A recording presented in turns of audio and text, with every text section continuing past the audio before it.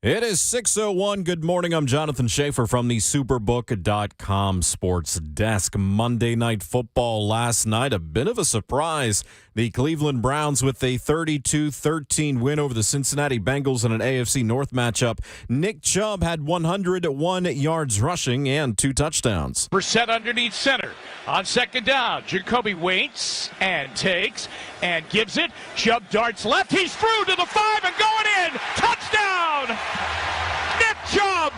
That was Chubb's second touchdown of the game. The Titans waived defensive back Ugo Amadi yesterday, also signed tight end Anthony Auclair to the practice squad and waived defensive back Stephen Parker from the practice squad. The Ravens acquired Bears linebacker Roquan Smith. The Bears are sending a second and fifth round pick in 2023 for Smith. I should say the Ravens are sending that.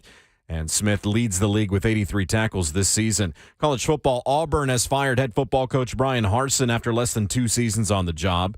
Georgia outside linebacker Nolan Smith doubtful to play in Saturday's showdown against Tennessee because of a shoulder injury. And the first college football playoff rankings will be released at 6 o'clock tonight. To the NBA, the Jazz now 6-2 in the season with a 121-105 win over the Grizzlies. Ja Morant, 37 points, 5 rebounds, and 4 assists. And Houston is at Philadelphia for Game 3 of the World Series, rained out last night, set to be played tonight.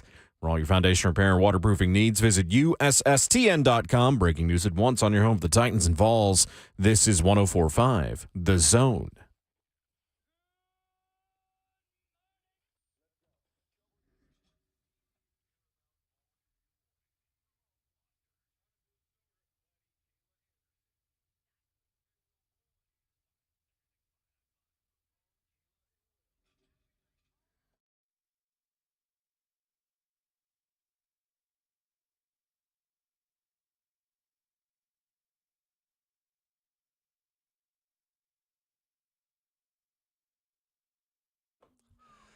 It's the Tuesday edition of Ramon, Kayla, and Will, powered by All Four Seasons Garage Doors on 104.5 The Zone.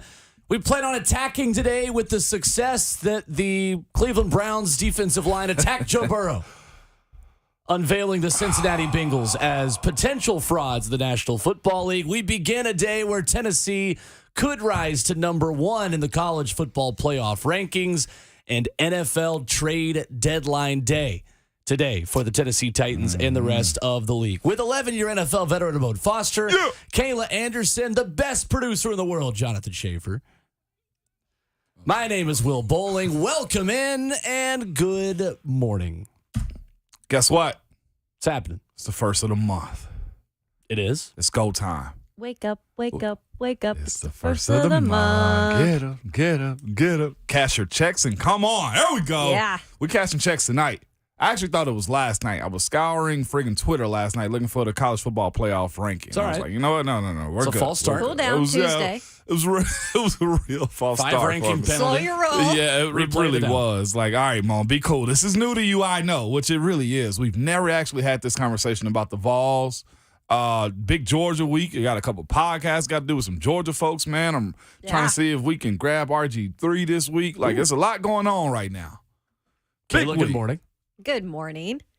Jonathan Schaefer, how are we? What's happening? What's happening? So, That's it? I'm succinct. That's fair. Let me look that up. Lurking in the Oh, shadows. God. Oh, You we got to would. check your transcripts now? Siri. Now what we does got to check your this transcripts. mean? So, do I care about Tennessee being number 1 on November 1st? Not really. Am I going to celebrate it and take victory laps? You're absolutely right, I am. If it happens tonight. And it should happen tonight. I've been seeing people, not Vols fans, make, I guess, stances on it, too, by saying, look, Tennessee won't be number 1 because of the look and where they have come from so far. And I kind of get that, too. To say Ohio State is probably number 1 or Georgia, I don't think you can necessarily be mad. Of course, we got every validation whatsoever when it comes down to ranking opponents, going on the road wins, all things that you need. Do we say Heisman candidate? Well, he's the odds-on favorite now. Right Odds now on he's the favorite favorite. for that. But of course, what is everybody going to say? This is cute, but finish Tennessee, right? So That's I right. get that too. That's where I'm at. Like it's really nice. And guess what? I've got a reservation in the car, and I'm enjoying this ride. But it is one of those, like, even me as a Vol fan kind of says to myself, all right, Mon, let's see how we finish though, and I think we can finish well. Yeah, it's the first college football playoff ranking. So no matter what happens, if Tennessee's number one or if they're not number one, either way, they're going to have a chance to get to number one by beating Georgia, or they're going to drop off if they lose to Georgia. So it's just kind of a wait and see scenario right now. But I'm interested to see. I've heard a lot of the analysts saying that it probably will be Tennessee. But again, they're not always right, and they're You're not right. the ones voting. Crazy. Yeah. So it's going to feel good for Tennessee fans to just see the Vols in one of those rankings, in one of those spots. And it's a cautionary tale to also remember that the first ever college football playoff ranking ever released, what team was number one, Ramon? Ohio State? Nope. No, in a college, say that again. Ever released. The first number one team ever released in If the we're going CFP BCX, rankings. no, CFP rankings? Yeah. Are you Bama? thinking too hard? I probably am. Bama? No. You're probably not gonna guess it. Do you remember, Shay? Clemson? Nope. Tennessee. Nope.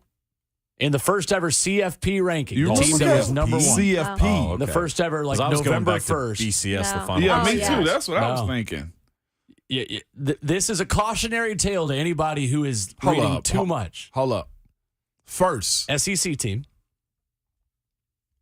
Auburn? Nope. You got me, man.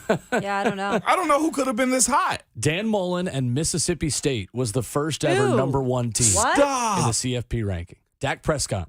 Dak Prescott. Oh, Well, wow. okay. It makes sense. Now, granted, that was different because that team hadn't played Alabama yet. And so it's a little different for Tennessee considering the resume of teams that they've Yeah. beaten. But that shows you how quickly things can change, is that at one point Mississippi State was ranked number one at this point of the season, and they didn't get too far in the playoff situation that year. I did not realize State was. How far did they drop by the end of the season? Because they weren't that's a in good it. question. But yeah, it was not a team that finished obviously close to that ranking. But it Well, was a that's good team. because he They went. got the notoriety a lot because of Dak. Well, Clearly, yeah. because Dak was, but I don't think they were great, right? I mean, they didn't. I don't. October 28th, 2014. Okay. That team Yeah, was ranked that was number the one. first college football player. Yeah, that's funny. First team Wow. in at that point, they were the first team in the AP poll's 78-year history to go from being unranked to number one in 5 weeks. So, Oh, Yeah. And that's then Ohio crazy. State won it. and then Ohio State won it all. And I was Yes, they were the first ones to Cardale win it. and Yeah. Zeke. Yes. I I'm was not very bragging, happy. but I was there. I am bragging. I know it was a cool ride, though, wasn't it? To actually see that Yeah, kind it was of. phenomenal. First ever manifest- college football playoff, Yeah. and they won in Dallas in Jerry's World. Uh-huh. And Jerry's That's pretty World. incredible. That's right. Jeez. Yeah. Sure did. 615-737-1045 is the number this morning if you want to jump in. A little bit of Titans news yesterday as the Titans waived defensive back Ugo Abadi from the team's 53-man roster. Anthony Auclair, tight end, signed to the practice squad. Stephen Parker released from the practice squad. Is this Elijah Molden's music, perhaps? I've been telling you guys, You I've have. seen him in the locker room, out doing some stuff on the field on the side. Yep. So I'm also would not surprise me. Yeah, I'm also curious to see what Amani Hooker's status is tomorrow, coming off of his shoulder injury at the end of the Houston Texans game, because there might not just need to be one move, considering his status and the injury he picks up at the end of that one. And the shuffleboard will continue on the back end of the Tennessee Titans defense. Move him around, right? And also, I mean, looking at Tannehill's situation, I don't know if it was sickness or was it a injury, though, too. It's weird because Vrabel said yesterday, of course they asked about Tannehill, and he said, well, I'll have to wait till Wednesday Yeah. to see what happens. I almost think, like, I don't know, with the sickness coming on late, it definitely could have been that. Mm-hmm. But I don't know how you do things behind the scenes. I don't know how they work things. No. So who knows? When you're inside that building and Vrabel's giving you the you gotta Right. wait stuff, is it aggravating or you just expect it now as a part Well, of the we job? all kind of knew that was how he was going to be, because that's the one thing he'll take from the Belichick world of coaching Yeah. is he's not going to ever get much. deep into any of the injury stuff. So we've learned by now that we're not going to get much, but sometimes he'll surprise us. Okay. Yeah, sometimes he'll give us a little. Is there nugget. ever a crafty way to get around the question? Because they kept asking about, Tannehill, but was it a, hey, well, what if Malik starts? Did that question come up? Because that's where your answer's at, I feel like. Yeah, there'll be some people that try to get around it. Yep. Yeah. But Vrabel's not going to take the bait on You that can one. lead him to it if you see something on the practice field and like in training Sure. camp. That's Yeah. always the conversation Yeah. of like if you see someone, because we can't technically say who the personnel groups are and who is working with the ones or the twos. Right. Mm-hmm. But if you see someone that has moved up from the twos to the ones, you can ask, hey, what kind of work did you want to get for X or Y player? Yeah. And then lead him to then say, volunteer the information of we wanted to see him get work with the ones today. And then you can just report what he said. It's funny. I remember being in the locker room when I found that out from reporters. Uh-huh. I was like, oh, you can't report on something until Right. I say something. I was like, oh, who's in charge now? I I'm the ran with captain it. now. Yeah, that's exactly what it was. And they were like, Ramon, you're way too savvy for this stuff now. I was like, yeah, so now I know you need me. And we laughed and stuff like that. That was, I didn't realize that for the longest. Like, oh, y'all can report on whatever is what I thought. No, you can only report on what you think you see, and it's got to get confirmed. Absolutely. Capital J. That's right. Yeah. Capitalize that. I don't know. Oh, when you talk about the offensive lineman of Ramon Foster. Right. Please capitalize the capitalize R the in R. right guard. Yeah, exactly. That didn't work. That was I appreciate the it, L. Will. It was a good effort. Capitalize the left R It was in a good right guard. effort. That was a little better. Left. Good left try. guard. Good effort. Yeah. Good job. It didn't- 615-737-1045 is the number this morning. Do not capitalize the J when you talk about me on that swing and miss. This morning, top 7 and bottom 3 in the National Football League. A list that will no longer include the Cincinnati Bengals, I would imagine, after their loss last night to the Cleveland Browns. Brian Rice, the voice of the Lady Vols and Sports Radio WNML host of the Eric Ains Show, joins us at 7:20. Saw Brian over the weekend, actually. Did you really? Yeah, The saw him and his Tennessee wife. game? Yeah. Nice.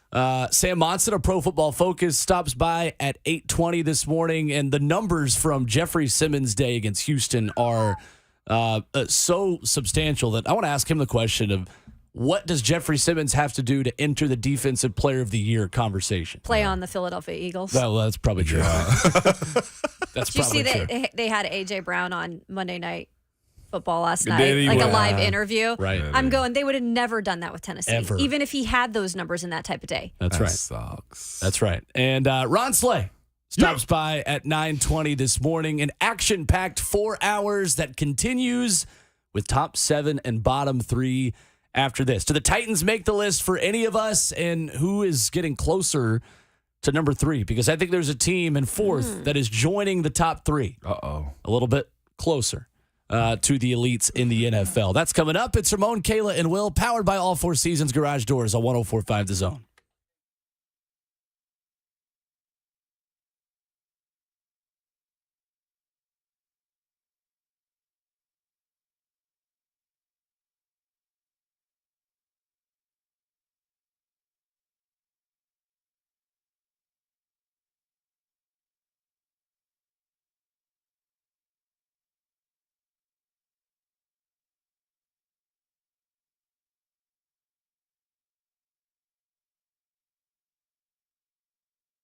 Are you sick and tired of living with that constant pain in your knees and back? You know, joint pain doesn't just keep you from doing what you love. It affects your job, your relationships, even simple things like getting dressed. Hey, it's Ramon Foster, and it's time to call QC Kinetics. QC Kinetics uses advanced regenerative medicine to restore and repair damaged joint and tissue, giving you your life back. Hips, shoulders, elbows, they can all be treated with natural biologics from your own body. Powerful healing agents that are highly concentrated. If you're tired of the steroid shots that don't work, or if you're trying to avoid surgery, Call QC Kinetics now to schedule your free consultation. Learn about these exciting new cutting-edge treatments for pain caused by arthritis or injury. No drugs, no pain meds, no downtime. This is an all-natural treatment that can get you lasting relief. People here are raving about the results. Appointments are available this coming week. QC Kinetics in Nashville, Clarksville, and Murfreesboro. Call at 615-249-4024. Again, that's 615-249-4024.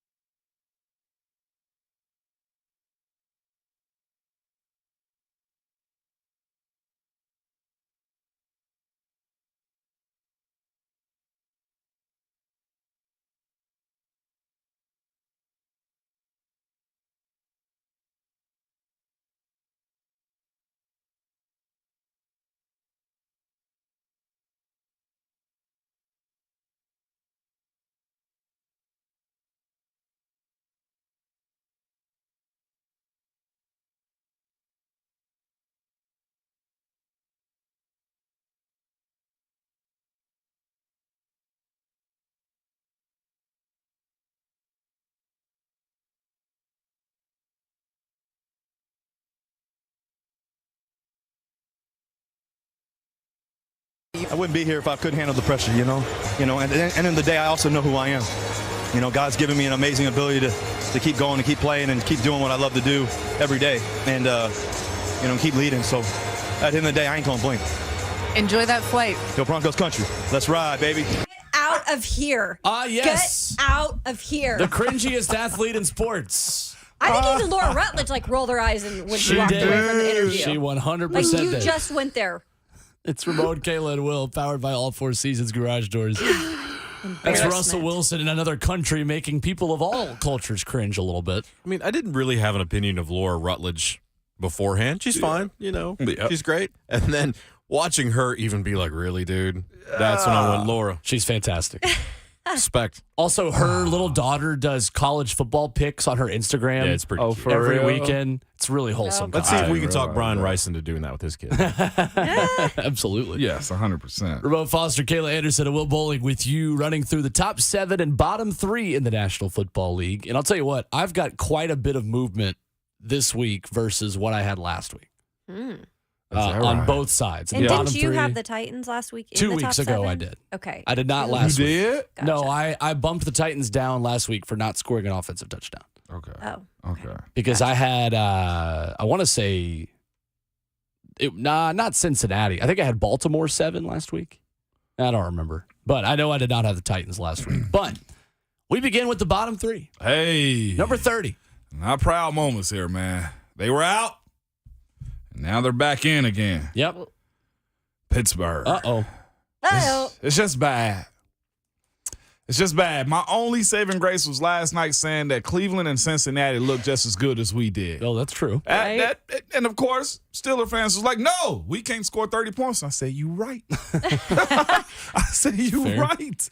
I really don't know what's going on. I don't. I got bragging camp. It hadn't been the same since I left. Just gonna throw that out. That's there. true. That's a brag right there. They haven't been as good since you left. They haven't. They haven't. I'll go ahead and divulge Pittsburgh 30. that I have the same You do? at 30. Same minds. Pittsburgh at 30. I Yep. have Pittsburgh at 30, averaging Wow. Look at us. just 15 points per game. That's explosive. Who'd have thought? And then they're allowing 395 yards per game, 4th worst in the NFL.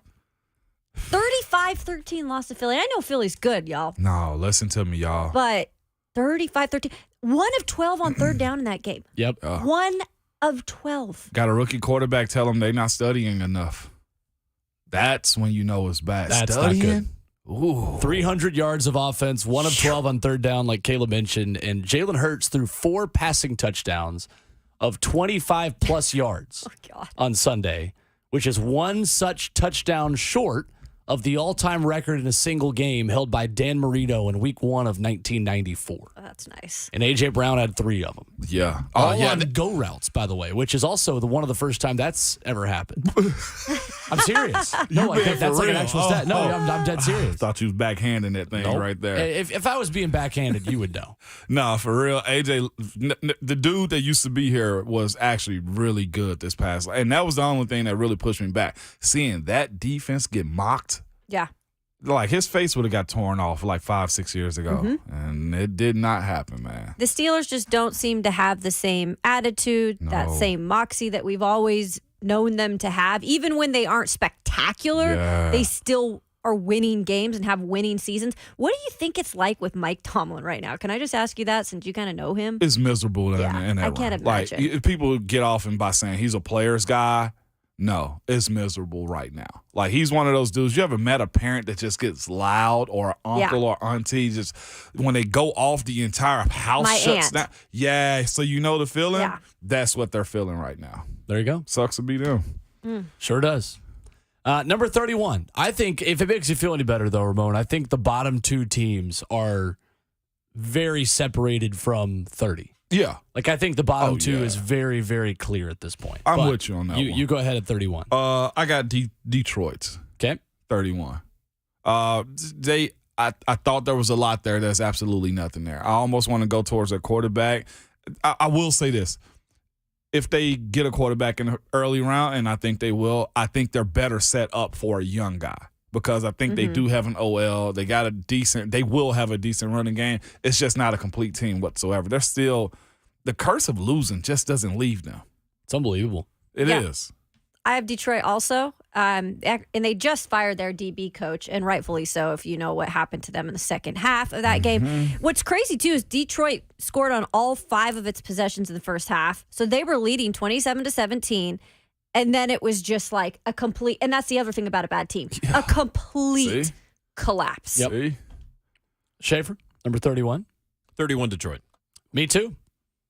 Look at us 2 for in 2. sync. Look at us. Dang.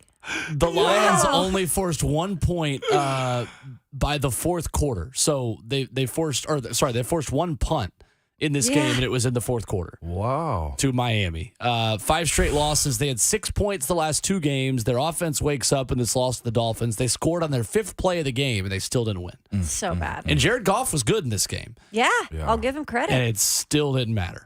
2 teams combined for 517 passing yards, and they take the L at home to the Miami Dolphins. Are they with Okuda right now, the DB?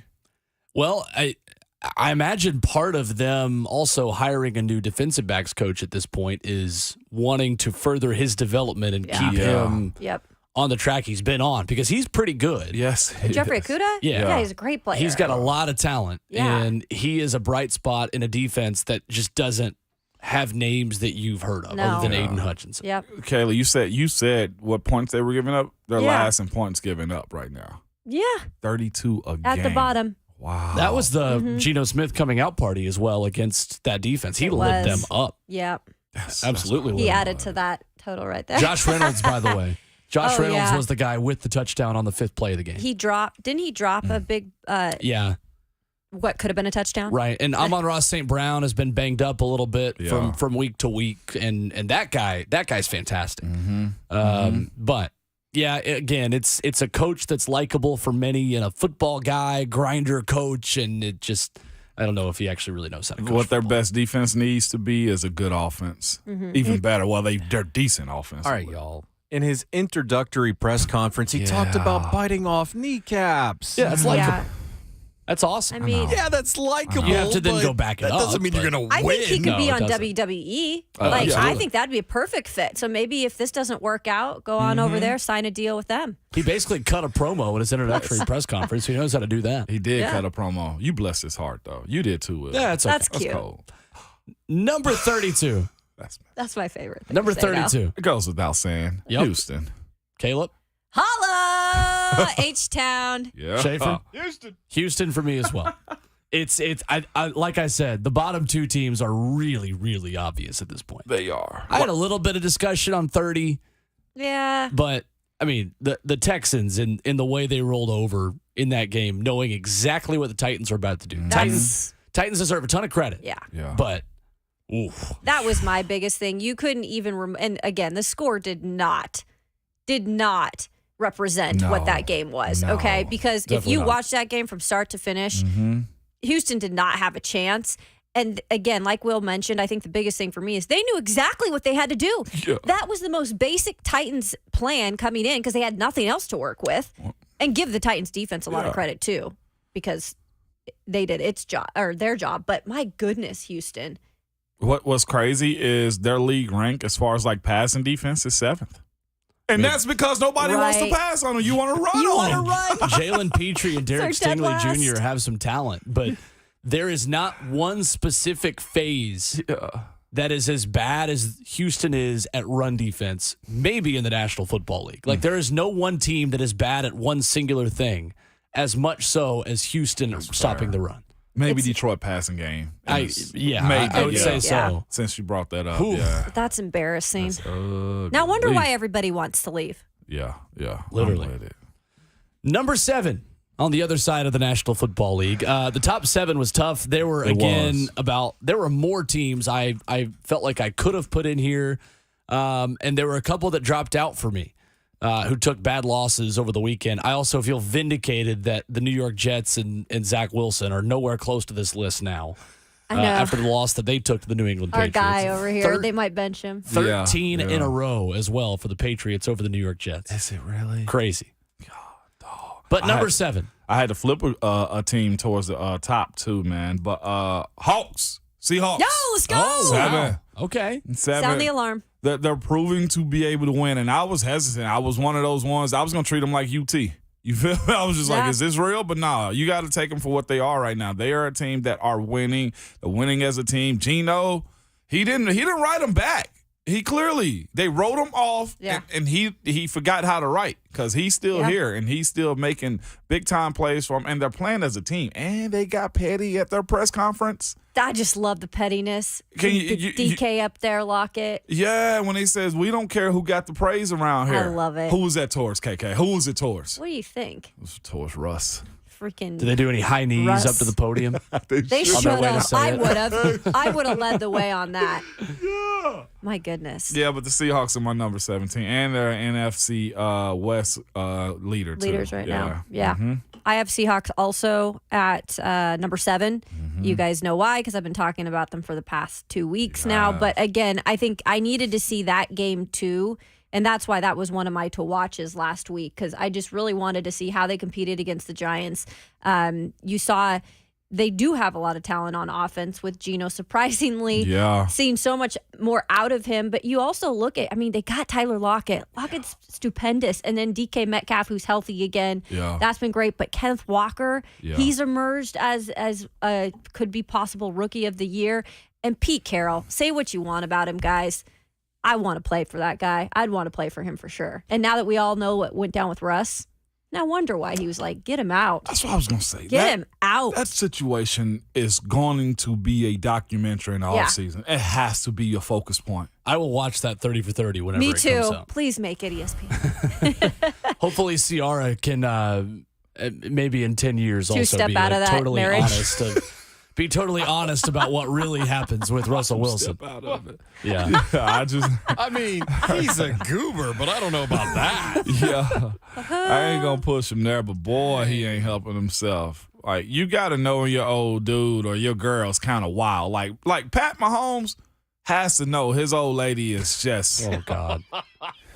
Wait, where are we going? I'm just saying, as far as like them being goobers, Brittany. like you know when you got I a think goober Patrick old Mahomes lady. seems like a nice guy. No, though. I'm not talking about She's Patrick. the goober. Okay. We're talking Yeah, about she's the She goober. is. in that Yeah, 'cause we're relationship. speaking Well, isn't about his brother the siblings. goober? Well, I heard Yes. Babs tell a story Yes. yesterday. Yeah. Ooh. Yeah. He's an uber goober. She shook Jackson Mahomes' hand and he looked up and wouldn't look her in the eye. Yeah. And just he was acting like he was the star. What is his problem? So much. She says she was interviewing him for the halftime, right? Where was this at? Was Texas Tech over Texas the weekend. Tech. They were Okay, honoring yeah. him at the game. Gotcha. Yeah. And they were, speaking. She spoke to the wife and, introduced herself to the brother because she was waiting. Said he shook her hand and looked up. I can't with that.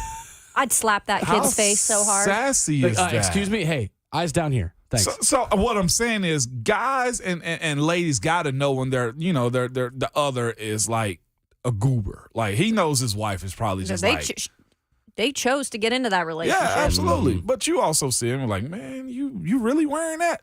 You know what I'm saying? Are you acting like this in public? It's some of those. I wonder if they popped any champagne bottles before or after the interview. I'll have to Definitely ask before. Dawn about that later. Jonathan Schaefer, number 7. Seattle. Wow. Okay, Did we do are a on the thing? same wavelength today. Guys, I'm so sorry. Yeah, Will's gonna break it right now. I almost put Seattle Why 7. won't you put Seattle there? Why won't? Because you don't want to give my team any respect, treat and them- I give all your teams respect. Tell him. Love Tell how him. she made Tell that him. Come on, personal why? instantly. Why? Tell him, Caleb. Because You're putting the Titans. I have the Tennessee Titans at number 7.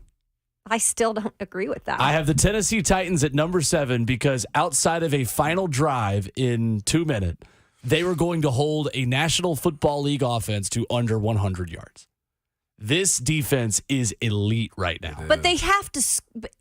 They have to have a better offense. Will. The tiebreaker for me was a road win versus a home win. Yeah. Titans won on the road in the division. The Seahawks won at home. I gave the Titans a little bit more credit for doing it on the road with a backup Titans also quarterback. lost to the Giants. That's true. Giants, though, still, I don't think are. I have the Giants still in this top 7 as well. I still think the Giants are okay. They're just a little banged up right now on the offensive line. And I'm not against the Titans in any way. Sure. I think they're right there, but I just have to see this offense do a little more, just a little more, because I agree with the defense. Man, the defense is legit, and it's so fun to watch, Well- but I just got to see a little more. And I'm not going to say elite defense until after Sunday. Ooh. Okay. That's fair. That's fair. All right. That's fair. I Yeah, think, I think mean, that is too. you have Elite potential, but I'm not going to say elite defense. You have 4 straight games with 3 sacks, and it's a different guy every week. And the level Jeffrey Simmons is playing at, we're going to get into that later with Sam Monson of Pro Football Focus. I just think this group is as good as it has been in a little while. Well, and I'll say this, and this is going to light Titans Twitter on fire. Play somebody. Ooh. They will. That's right. Just like Tennessee. So we'll find Those out. games are ahead of them. So if they beat Kansas City on Sunday, they may be as high as number 4 on my list. Yeah, next they'll week. jump Sure. up in my list. That's for sure. It got to the point yesterday where there were national writers mentioning Shane Bowen as a head coaching candidate going into the offseason. Imagine going back in time and saying that in 2020 Well, I mean, to Titans. Jim When they Schwartz has couldn't- done a yeah. great job. Gosh. Oh, no. Wow. No, we said we are no. not going. We are not opening up that We Pandora's said box. If we can criticize him when he's bad, we got to be able to praise him when he's good. No, he's done a great job. Okay. He's not a head I coaching actually, candidate. I like Shane Bowen. Sorry. I think he's a good good defensive coordinator. Has developed into that. I don't think that first year it was kind of wild because he never had the was. title. So that was a little unfair anyway. But I will give him a lot of credit. I like what he's done. You know what I all like the what he's done. responses to that tweet were? Titans fans saying, "Oh, but Todd Downing's done such a stand-up job." jeez. And y'all think I'm petty. And now there's people in the chat, Sally, talking about some Schwartz has done a great job.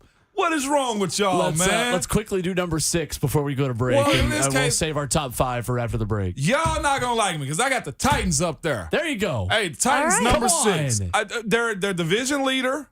They've won 5 straight. Offense may be lacking, and it is. The offense is lacking, but they're winning games. Opponent, I had to step back and put myself in the locker room for a second and say, Mo, you say bleep people if they said y'all not a good team because y'all hadn't really right. played anybody. You know how hard this game is. You've been without your starting quarterback. You really don't have many wide receivers, and we still win. I had to put them at number 6 on my list, y'all. I'm sorry, man. I'm sorry. Why are you apologizing? Because With you. I There's no broke the reason to mold. I broke the apologize. mold is what I'm saying. The win over 5 straight. Washington looks better than it did in the moment now, too. Yeah. Come on. Talking about playing somebody. Kayla. I have the New York Giants. Okay. Because although they lost to Seattle, I still believe in what they're doing over there because Saquon Barkley is back to being Saquon Barkley. Sure is. And defensively, I think that they're playing good. But again, I like Dayball, and if the Titans win this weekend or they keep it close, I don't know. They're right there in my top 7 though. I don't want to be the only one that just dissed them, but Yeah. I kind of am. Okay. Sorry, guys. Schaefer.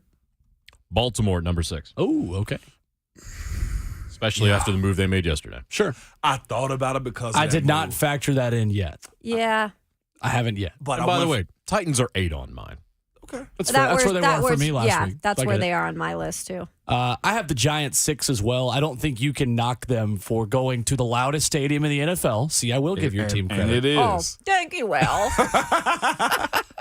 I can't knock them for going into that difficult environment and having a bad week. That's a tough place to play. And you're right. I still believe in what they're doing there and what Brian Daboll has built already in year 1. But when we come back, the top 5. No, I'm not a Titans hater, by the way. I've covered this team for 5 years. If you've ever listened to me, you know I'm not a Titans hater. Sorry. That's true. Not facts right there. 615-737-1045. Give us a call. Unless you think Kayla's a Titans hater, then just call other radio shows that, aren't as good. If you're saying that, you don't know who I am. Top Sorry. 5 of the NFL coming up next on our own Kayla and Will, powered by All Four Seasons Garage Doors, 104.5 The Zone.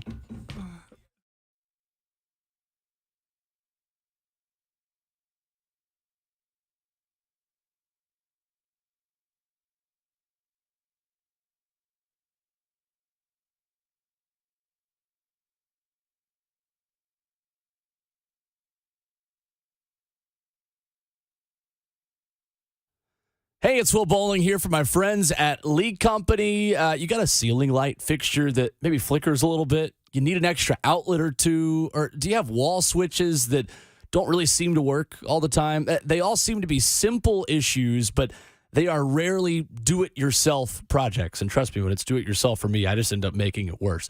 Dealing with electricity requires the expertise of an experienced professional. So call the pros over at League Company. Their electrical team can solve any problem you have safely, and they're also going to do it efficiently.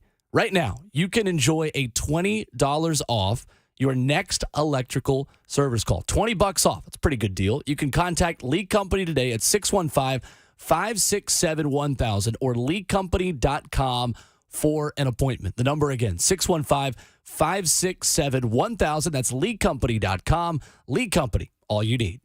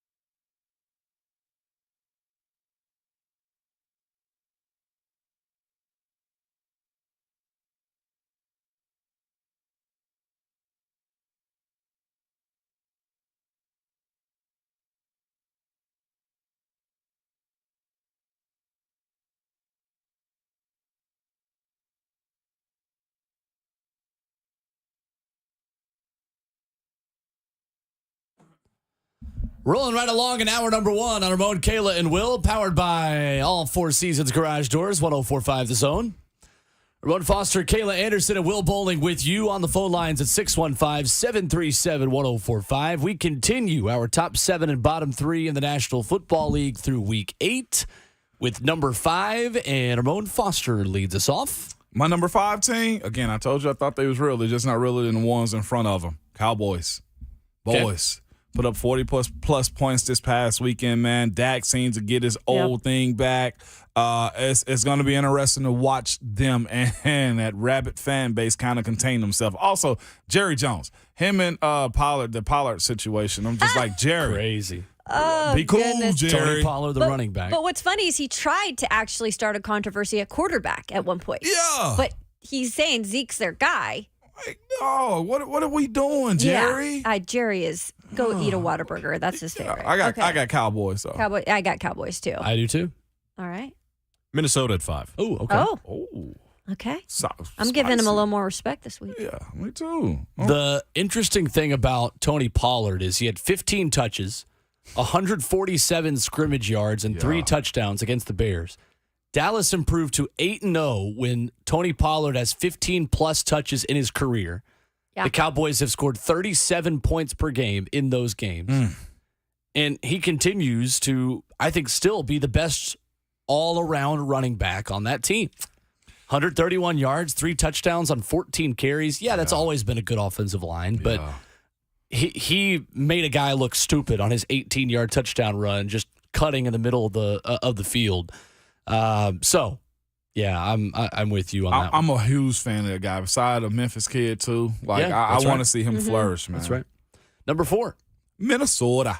I'm with you again. Minnesota, they're doing exactly what you need them to do. First in the NFC North, man. Kirk Cousins is staying out of the way, letting his guys make plays for him. Dalvin Cook, he's the one who knocks. Actually, he's been, in terms of talking about him, no one's talking about him this season. Nobody. I think he's now the most underrated running back in the league. I agree. At this point. Averaging 4.9 a carry, too, man. 561 yards on the season. Just been a guy, and he can catch the ball well, too. So I'm a fan of his. And his little brother looks like his little twin running just like him. Yeah. I have them at 4, too. I have the Minnesota Vikings. Yeah.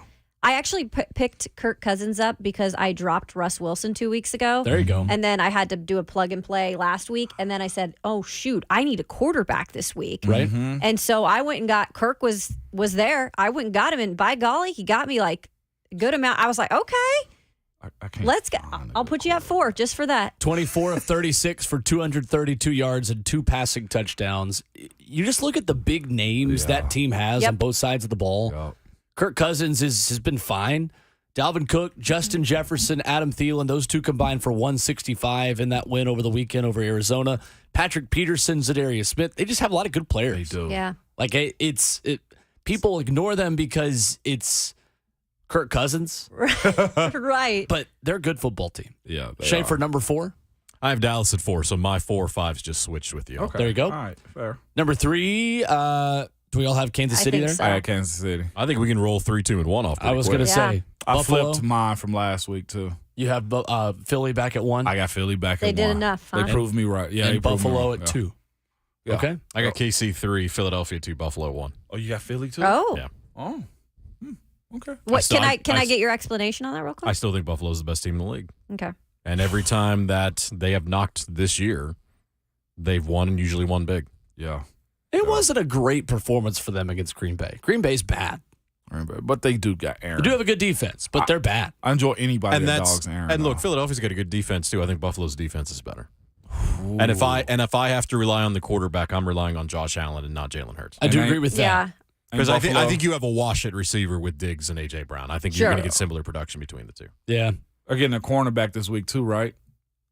Buffalo? I believe so. Yeah. Ooh. Yeah, Trey White. They're a tough team. Thing about Buffalo, 5th 100-yard game for Stephon Diggs this season, and Buffalo's 5-0 in those games. He's been good. In the time he's been in Buffalo, they are 13-1 when Stephon Diggs has 100 yards. Yeah. 267 yards, 2 scores for Josh Allen. The picks were kind of weird, especially the one in the red zone late, just throwing it at the field, just right at a defender's feet, and he catches it. Occasionally, 2018 Josh Allen just kind of appears for like a drive or I two, don't sweat but it. I still think he is. I think he's the league MVP. Yeah. Well, the way Lamar kind of hit a wall again around week 5 and 6, like he typically I think the does. rest of the team's going to pull Lamar down to where he's not MVP. Right. Even though I think that's a good team. I think Baltimore has the potential to be the third best team in the AFC. I agree. But they got to get that defense fixed. Totally agree. Yeah. When we come back, college football news yesterday, the first opening in the SEC. The Auburn Tigers are looking. They also have a new athletic director. And Mike Leach had some things to say about the people at Mississippi State because, as Kayla says, of course, he had something to say. Plus, the newest event that is coming to downtown Nashville, we tell you about the newest thing you can be looking forward to in a few months going on Lower Broadway. That's coming up next. 1 hour down, 3 more to go. Brian Rice of Sports Radio WNML coming up at 7:20. It's Ramon, Kayla, and Will, 104.5 The Zone.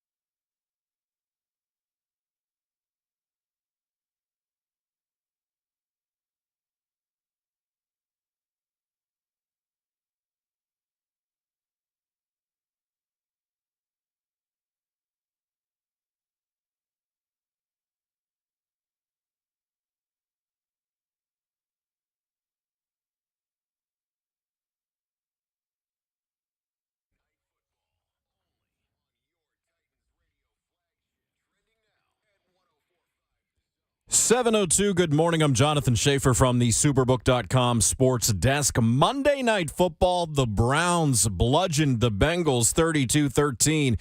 Nick Chubb, 101 yards rushing and 2 touchdowns. Amari Cooper, 5 catches, 131 yards and a TD. The Titans waived defensive back Ugo Amadi, also signed tight end Anthony Auclair to the practice squad, and waived defensive back Stephen Parker from the practice squad. The Ravens acquired Bears linebacker Roquan Smith. Baltimore is sending a 2nd and a 5th-round pick in 2023 to Chicago for Smith, who leads the league with 83 tackles. The NFL trade deadline, 3 o'clock today. College football, Auburn has fired head coach Brian Harsin after less than 2 seasons on the job. Georgia outside linebacker Nolan Smith doubtful to play in Saturday's showdown against Tennessee because of a shoulder injury, and the first college football playoff rankings will be released at 6 o'clock tonight.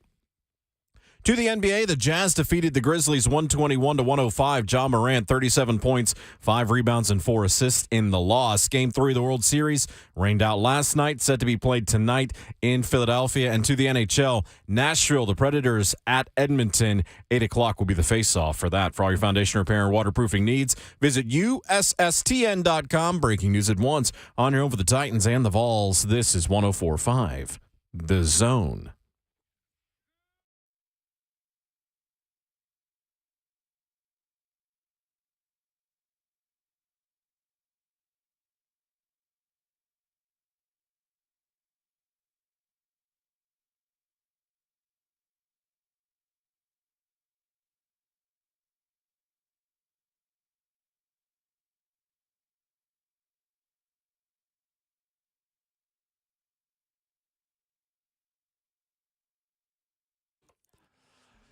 The best producer in the world tells me it's time to do another hour of Ramon, Kayla, and Will, powered by All Four Seasons Garage Doors on 104.5 The Zone. Ramon Foster, Kayla Anderson, and Will Bowling with you. Jonathan Schaefer on the other side of the glass.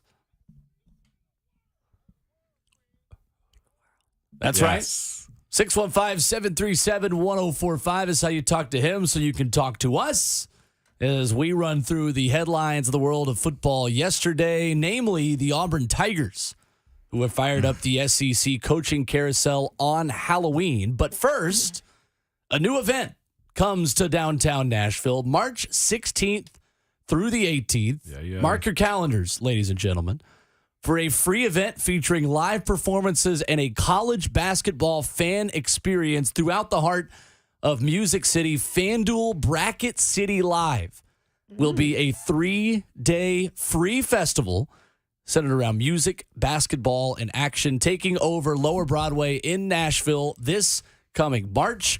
Music City will become Bracket City, coinciding with the initial rounds of college basketball postseason games. That's March the 16th through the 18th, and it might feature a Tennessee Volunteers team that should be up there again, especially after their 15-point win over Gonzaga in preseason over the weekend. So mark your calendars, March 16th through 18th.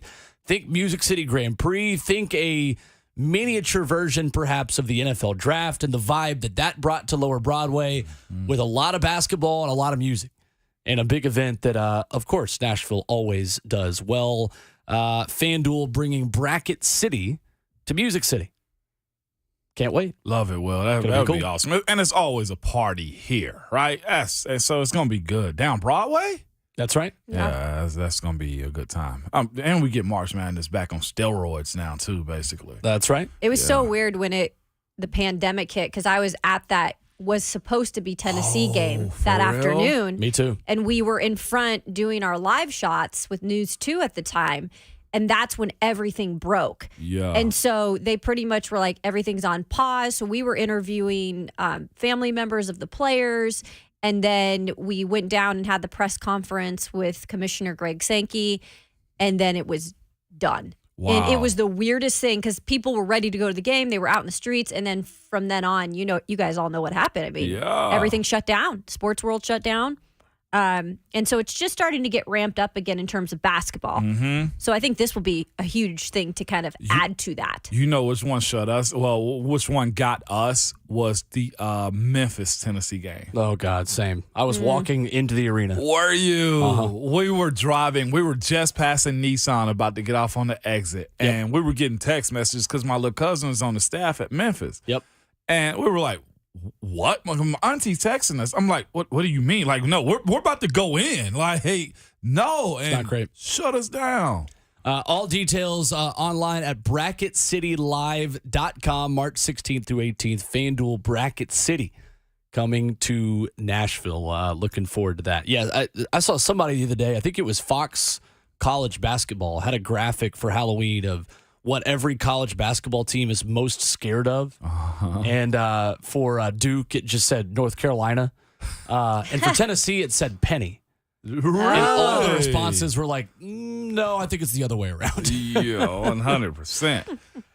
Memphis, how are they supposed to be this year? I didn't really keep up I'm with sure their they're recruiting supposed to be this year. good. It's and then always like this. They'll Yeah. hang an NIT banner again after having top 5 expectations. So that's probably what's going to end up happening in Memphis. And that was Talking Memphis Basketball, 104.5 The Zone. So the SEC coaching carousel is off and running, and Brian Harsin is finally out. The news that everyone has been waiting on in the SEC. Cadillac Williams is Auburn's interim coach. Yep. In his 4th season at his alma mater, where he was All-American, set team records for carries and rushing touchdowns with 45, the number 5 overall pick of the 05 NFL draft. And Brian Harsin's tenure at Auburn ends with a 9-12 record. So per the terms of his contract, Harsin will be owed $15.5 million in buyout money. I would take a quarter of that to not coach your team, with 50% due within 30 days. 50% of that is due within 30 days. So he gets about $7 million within 30 days, and the remaining half in 4 installments. God, 2 years ago, Auburn paid $21.7 million to fire Gus Malzahn. We actually have, Jonathan Schaefer has found some exclusive audio of Auburn boosters actually talking about the buyout money. Listen to this. It's not about money. It's about sending a message. Yeah, there you go. So the Joker actually is a booster at Auburn University. It's from The Dark Knight, if you are not familiar. I love that movie. Auburn has got money, and they are going to spend it. It's not about the money. This is unfortunate for the fan base, who I know a lot about because my husband is a 3rd-generation Auburn grad. I covered Auburn when they actually were successful back in the day, when they had stability. And this has been an embarrassment for a organization, a team that, really a university that has great sports, great fan base. Yeah. I mean, it's kind of like they're going into what the Vols have dealt with for the last how many years until it's awakened here? 2007. Recently. Yeah, and I feel bad for the fan base, and I really feel bad for those players because they have nothing to do with it right now, and it's all about the dollars. Yeah. That's what it is. And I think that's the biggest point of it all, too, is we laugh and we're going to joke about this carousel that they're going through. But let me tell you, that's crap. I was on the beginning side of Coach Fulmer's, and I couldn't imagine going from Lane and expecting, we got some long term, and then he's out in a year. And then you got Dooley. By the way, condolences to his family, too, man. I know we talk about his time at Tennessee, but his dad is a legendary coach in his Georgia week and everything, man. And legendary coach, we can't – Vince Dooley. we can't let sports get in the way of what life is, you know. So condolences to him. But to go through that tenure and then from him to Bush to Pruitt, I couldn't imagine being a player going through. I never had to really go through that in college because Fulmer left when I left. And in the NFL, like to go to the Browns or, be a coach, be a kid at a team that's switching coaches right now. Can you imagine, though? Like, because what does most coaches tell you guys when you're going into your house? I'm going to be here and I'm going to take care of you like you're my own kid. No. Yeah. No. And John Cohen, the Mississippi State athletic director, has officially been named as the new Auburn athletic director. Harsin's firing comes less than 48 hours after Auburn loses at home by 2 touchdowns to Arkansas over the weekend. And John Cohen, a Mississippi State guy for a lot of his career in college as well, his alma mater, leaves to go to Auburn the week that Auburn plays Mississippi State. And there were some Mississippi State people that were pretty upset about that yesterday on Twitter. But the NIL money for Auburn, they've already raised $13 million in their collective for name, image, and likeness. Not something Mississippi State has been very involved in. It is something that Auburn is starting to ramp up quite substantially. Yeah. Auburn was a little bit behind, but they've got a lot of momentum with their new collective now in that area. So we'll see. The name to watch there, according to 247 Sports, Brandon Marcello, who on Twitter yesterday says Lane Kiffin is the name to watch at Auburn. That could be also something that his agents are doing to kind of say, hey, 100%. give me more money at Ole Miss. Give me 1 second. I'm going to see if I can find something that was just a source, I guess, that was on social media. Apparently, somebody had spotted a plane of Lanes leaving Jackson, Mississippi. Stop. We are not watching It's November planes. 1st. It's not plane watching season yet. Yes, we are. We had to go through this. We had to go through this. No. Ole Schaefer, Miss.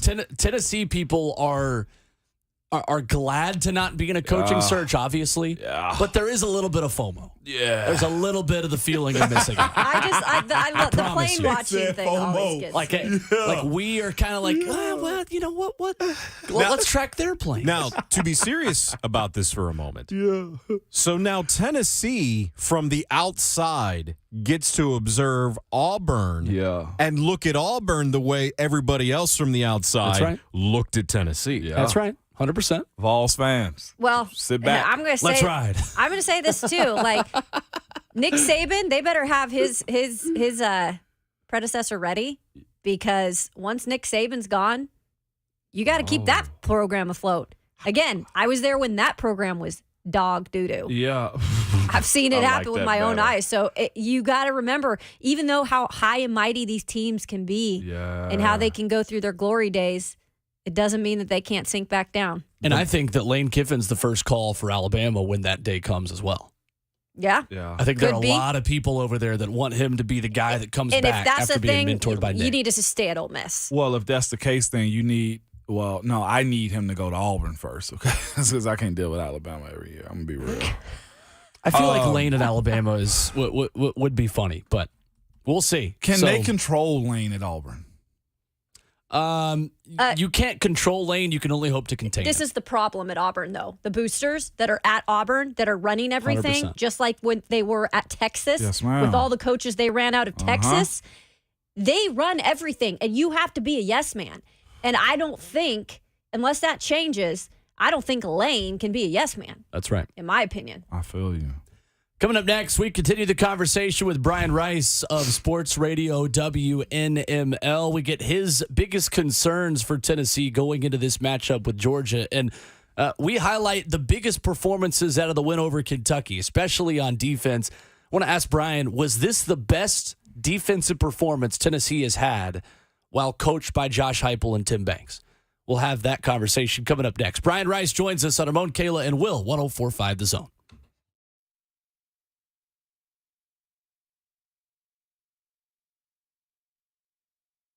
When it comes to large home repairs, a lot of the time we homeowners pretend we don't see the warning signs. We are afraid of what we're going to hear, and that's especially true with waterproofing and foundation repair. It could be something big that needs to be fixed, or it could be a small problem now that will become bigger later, or it can be nothing at all. But in these moments, you want a peace of mind, and that's when you need United Structural Systems. With USS, you get problem solvers, experts to educate you and help you understand what's happening with your home. USS will provide an honest diagnosis and stand by their working warranties. USS is based right here in Middle Tennessee and is a member of our community. So when it comes to something as important as your home, USS is the company who cares and the company you can trust.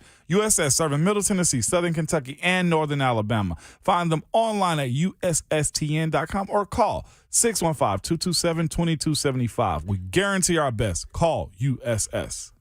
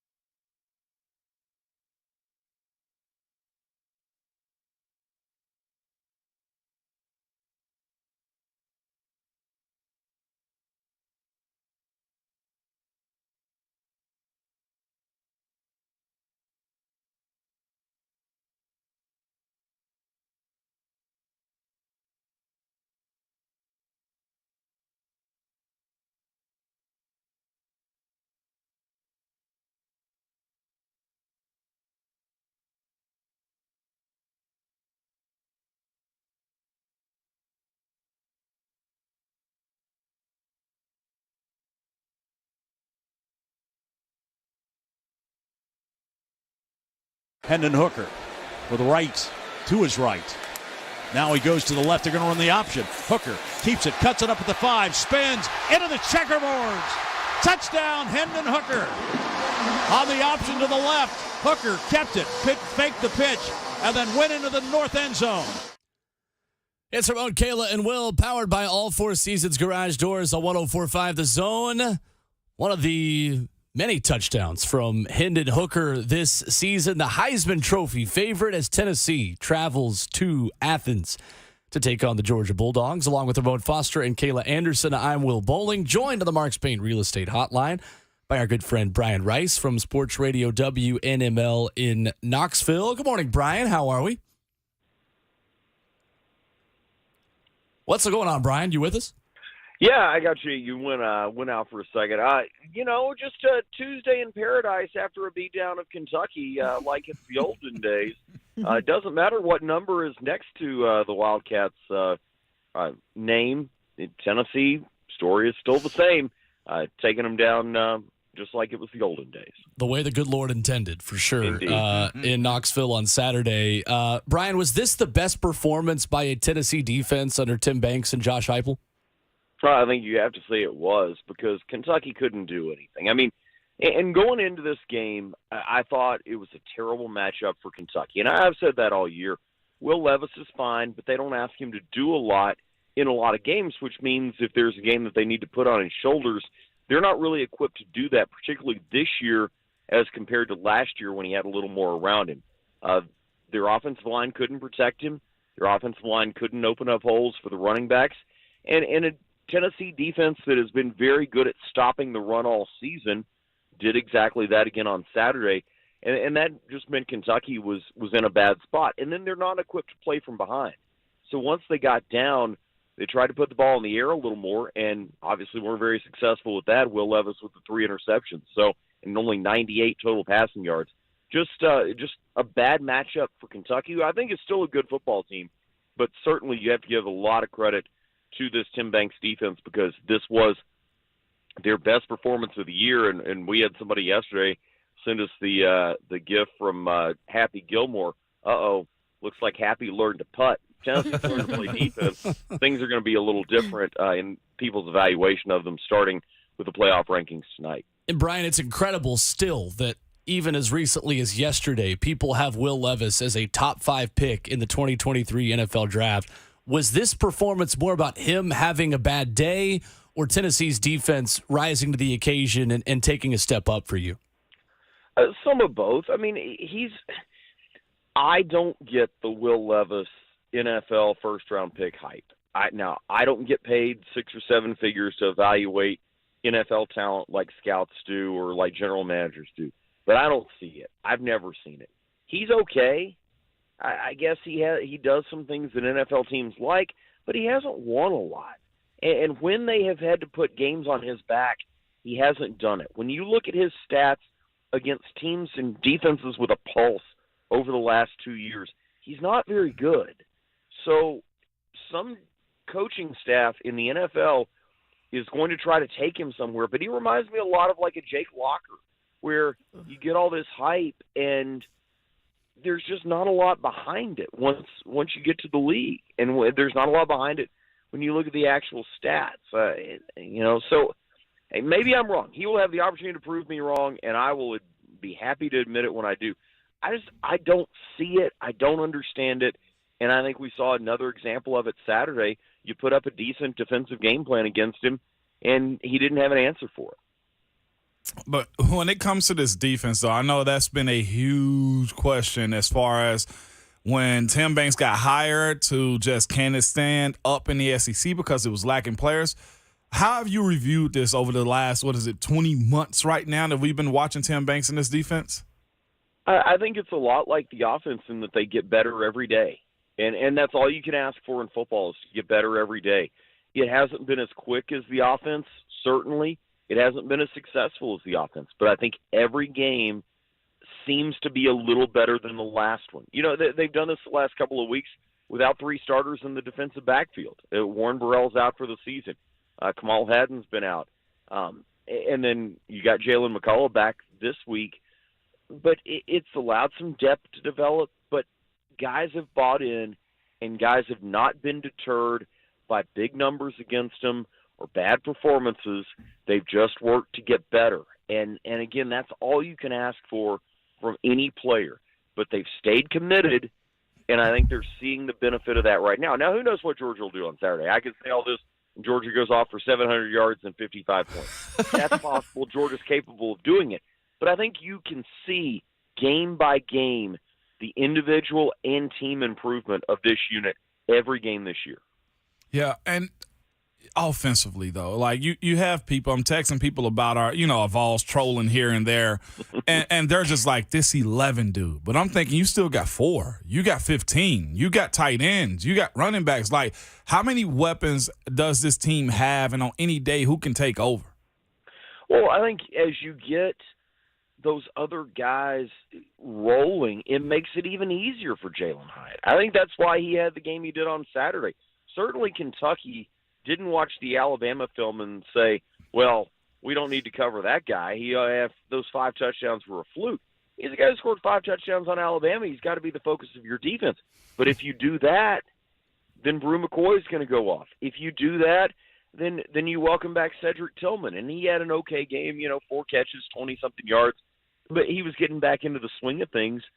But his presence made it more difficult for them to come up with a matchup for Jalen Hyatt.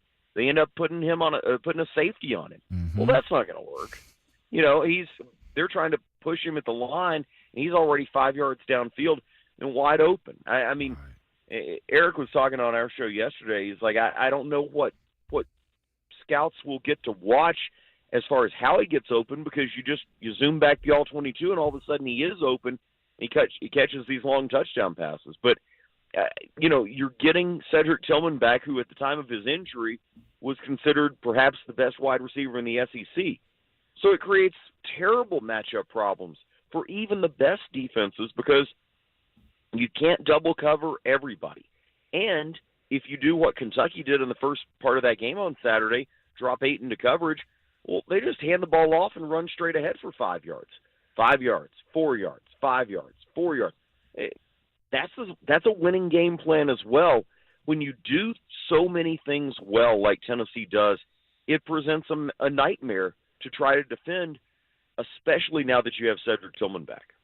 So this week, one of Georgia's defensive linemen said that we haven't really honed in on tempo much lately, but we'll do a little bit this week in preparation.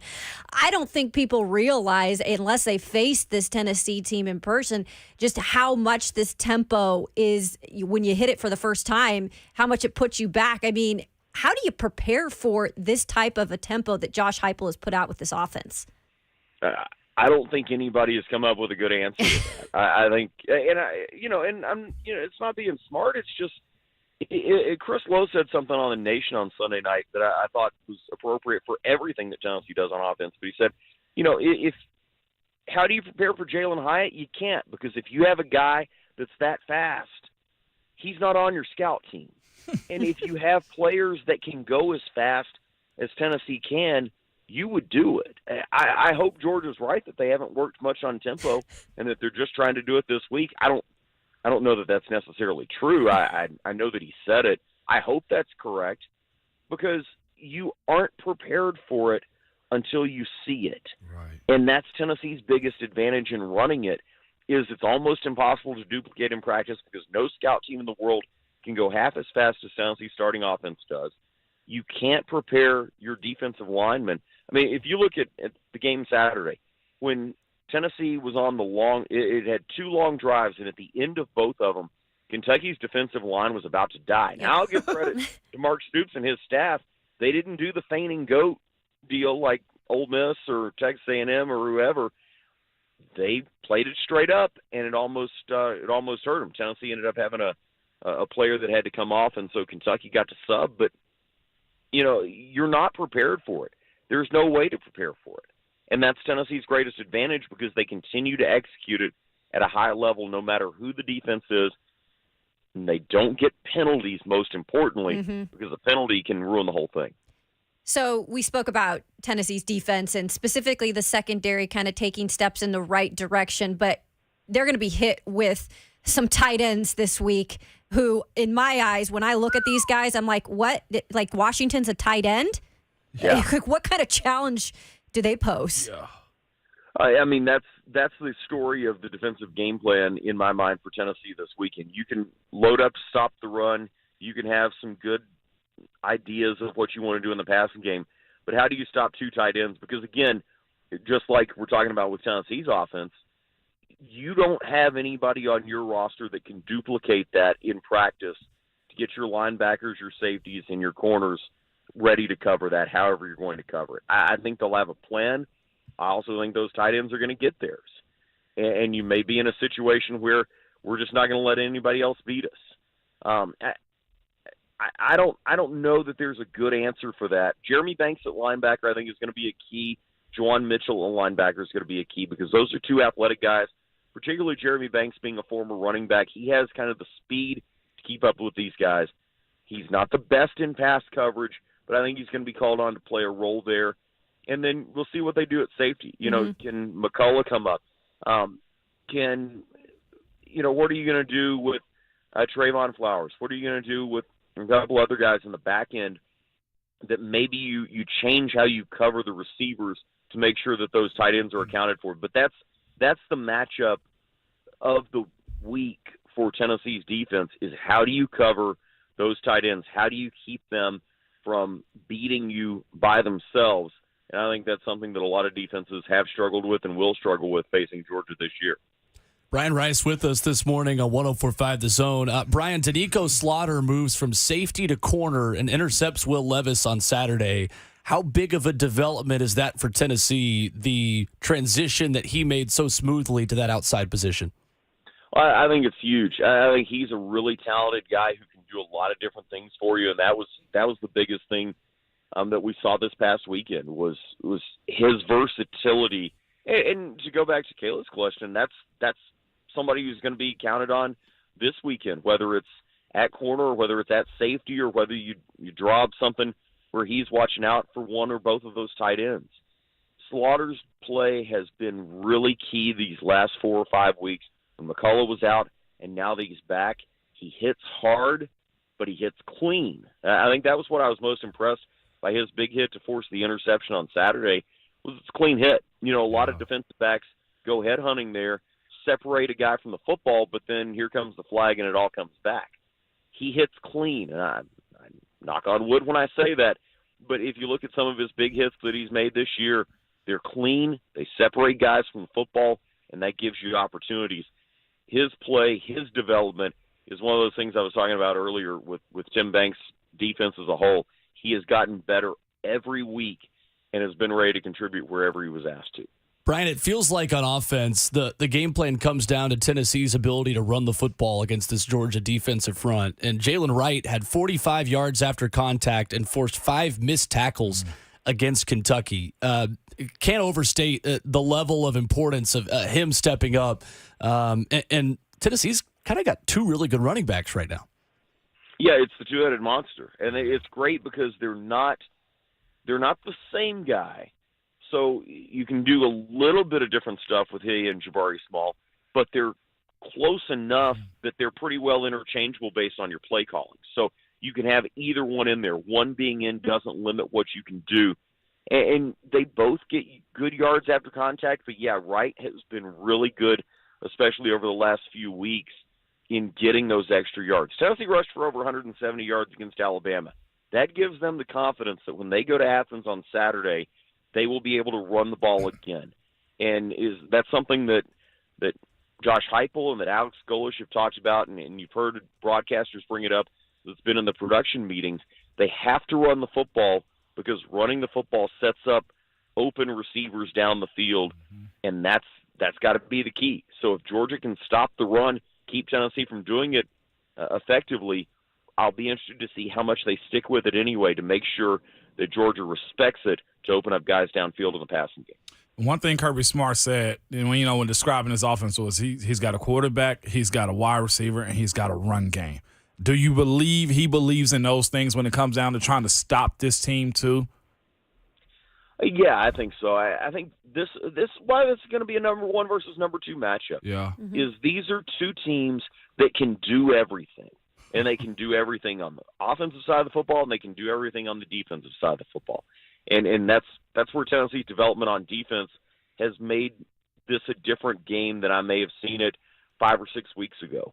Because when you look at this matchup otherwise, you say, all right, both of these teams have everything, but Tennessee has a ton of questions on defense. If Tennessee doesn't have the same level of questions on defense, then this is a true 1 versus 2 matchup that will hopefully stand up to its Game of the Year moniker that it's getting from people around college football. This is the matchup of the week. This could be the matchup of the year, and I can't wait to see it because, yeah, both teams can run the ball, they can throw the ball, they can protect the quarterback, and then on the defensive side of the ball, they can get after the quarterback. I can't wait to see how this plays out. I think the line being down to 9 is maybe a little closer to where it should be. I would have it certainly within double digits. But, hey, I hope Georgia thinks they're a double-digit favorite going in. Yeah. That's going to be really good for Tennessee. Where would you put this then if you're talking about biggest, Tennessee games here in the past? What would you compare it to, or where would you put it? That's a great question because even in Tennessee's championship year in 1998, you didn't have that 1 versus 2. You didn't have even a 1 versus 5 or 6. Tennessee's big ranked wins in that season came early. There was a top 10 matchup with Arkansas that certainly ended up living up to its billing. But I think this is going to the Swamp in 2001 is the biggest comparison I can draw. And Tennessee was a double-digit underdog in that game and then ended up winning. Of course, the SEC championship game the next week didn't go our way. But when I look back at biggest matchups since, that's got to be the one. I believe that was number 2 against number 4 down in Gainesville. And Tennessee ended up victorious on a last-second tip away, I believe, on a 2-point conversion try. So this is certainly the biggest game that makes it 21 years. Pretty amazing. And what's on the line? Look, Tennessee can't get blown out. I'm not going to say they're out of the playoff with a loss, but you've got to consider the possibility that the resume for number 4 in the playoff, whether it's Georgia or Tennessee, because this applies to both teams, is in the margin of this game versus the margin in Ohio State and Michigan. I really believe that. No matter who wins and who loses, the loser of this game will be compared to the loser of Ohio State and Michigan for that number 4 spot. You don't want to be on the wrong end of a 13, 15, 20-point loss here, whether you're Tennessee or Georgia, whether you're Ohio State or Michigan coming up in 3 weeks.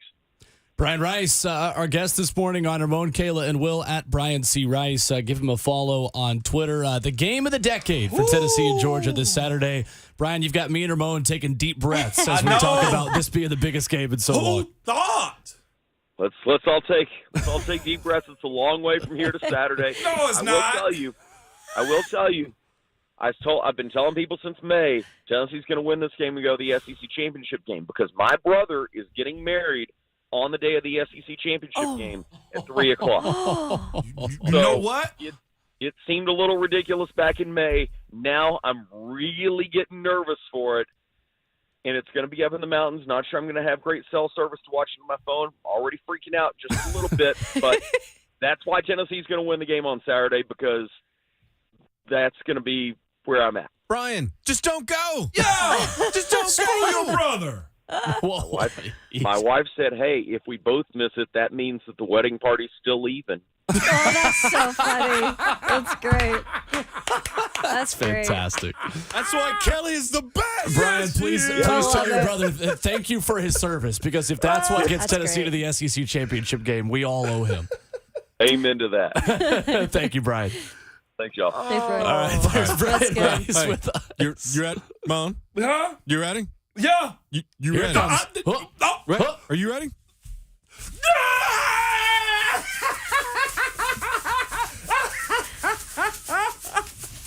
Yeah! Hell yeah, Shay! You know how long I was holding that in? He was. He was doing like breaths, like deep breaths over here. I'm looking over. I'm like, what are you doing? Yoga? Like, what's going on? You'll always be home sweet home to me. Good old Rocky Top. I've got to be careful. I'll get emails if I get too happy. 645-737-1045. HR is downstairs. As long as they stay downstairs. Coming up next, a look back at the biggest 1-2 matchups in the AP poll in college football. The other games of the century. Because this is the game of Tennessee's century. I know you got USC and Notre Dame. We'll tell you next. Okay. Pipe down. Powered by All Four Seasons Garage Doors. Pipe down on 104.5 The Zone.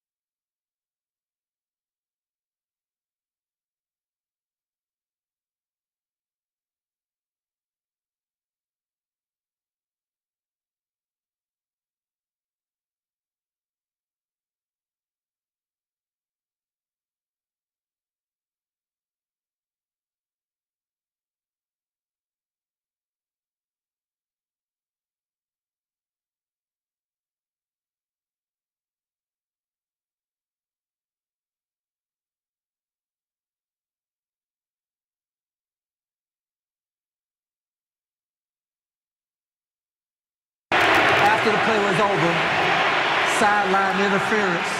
The coaching staff of the Seattle Mariners was in the restricted area. 15-yard penalty.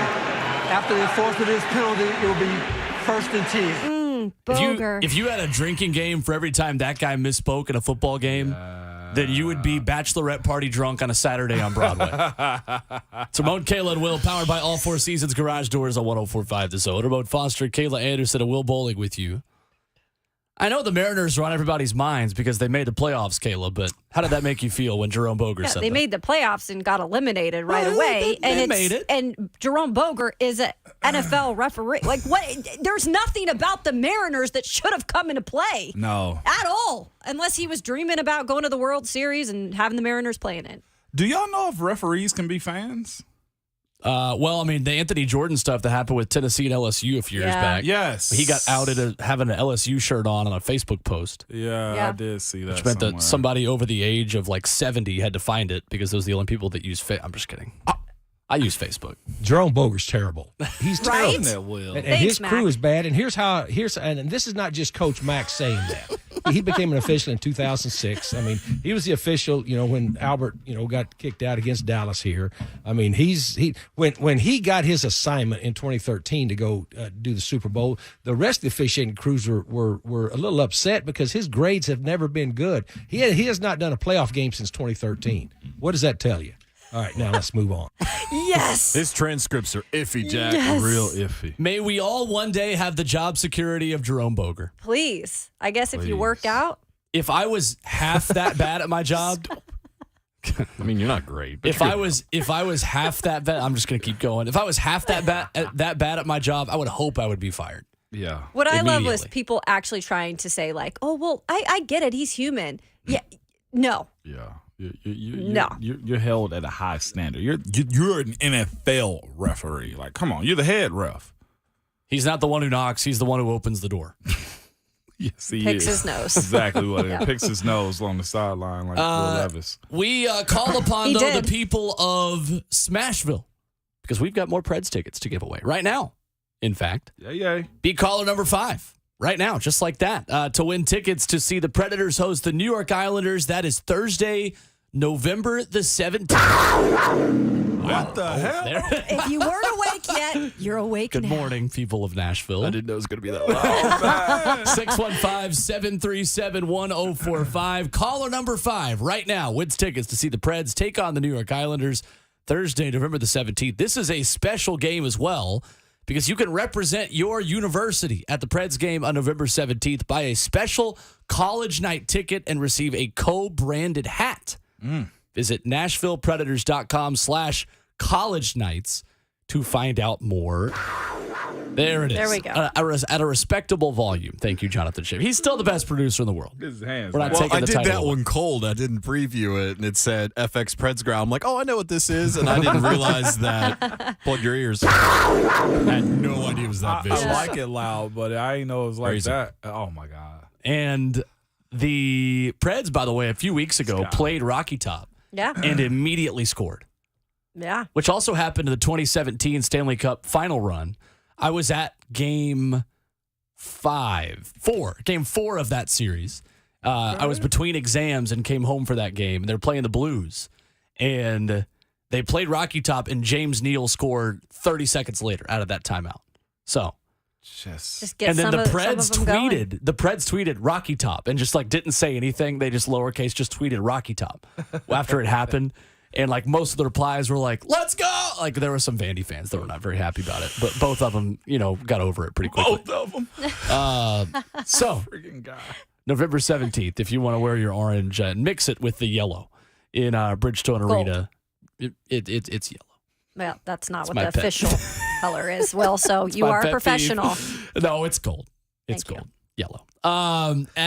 So number 1 versus number 2 regular season matchup since 2000. I love the Preds too, but it's yellow. Tennessee, Georgia, of course, 1 versus 2. LSU and Alabama have had the previous 2 1 versus 2 matchups. The game of the century in 2011, which was the game of the century for defenses. It was not entertaining other than that. 2019, they play again. Ohio State, Michigan was 1-2 in 06. and Ohio State, Texas in 2006. That is the list of number 1 versus number 2 AP regular season games since 2000.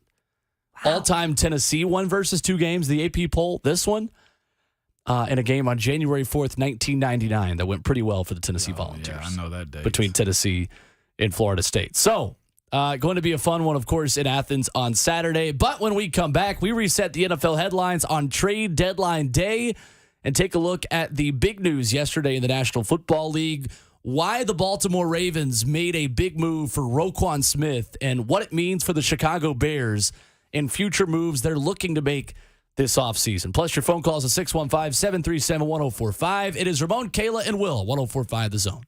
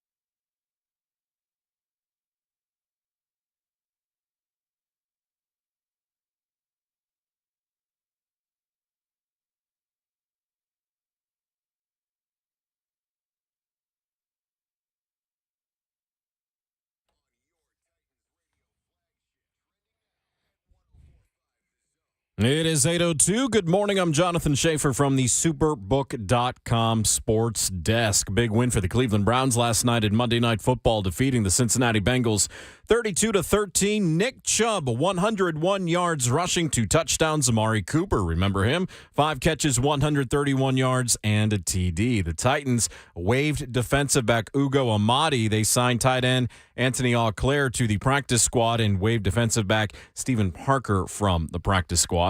The Ravens acquired Bears linebacker Roquan Smith. Baltimore is sending a second-rounder and fifth-rounder in 2023 to Chicago for Smith, who leads the league with 83 tackles. The NFL trade deadline is at 3 o'clock today. Auburn has fired head football coach Brian Harsin after less than 2 seasons on the job. Georgia outside linebacker Nolan Smith doubtful to play in Saturday's game against the Vols because of a shoulder injury. And the first college football playoff rankings set to be released at 6 o'clock tonight. NBA Jazz over the Grizz 121-105. Ja Morant 37 points, 5 rebounds, and 4 assists. Game 3 of the World Series was rained out last night, set to be played tonight to the NHL. Predators at Edmonton, 8 o'clock face-off for that. Ryan Foundation repair and waterproofing needs, visit USSTN.com. Breaking news at once on your home of the Titans and the Vols. This is 104.5 The Zone.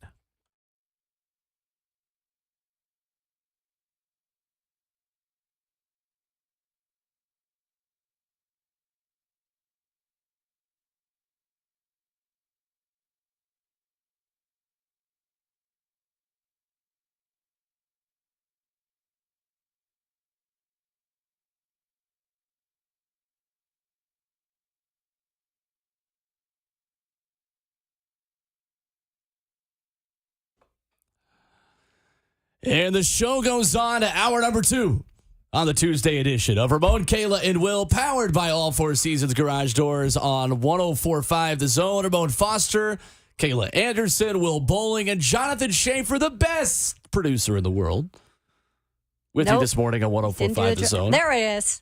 No, he was getting me in my ear right because there. Ramon had like the biggest yawn in the world. I didn't hear it. I saw it on TV. It was the size of the screen. He said shot fake, took another dribble, then fired, and bang from 3. Yeah, he did. That's because he just had his cheerleading session. I mean, so he's now worn out. Hey. Now he's back.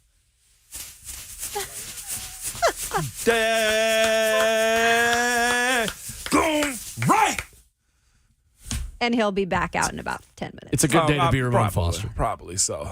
It's never a bad day to be Ramon Foster. Do you practice those cheerleading, like, pom-pom routines at home in Mention the mirror? cheerleading one more time, man. You're going to go to the parking lot.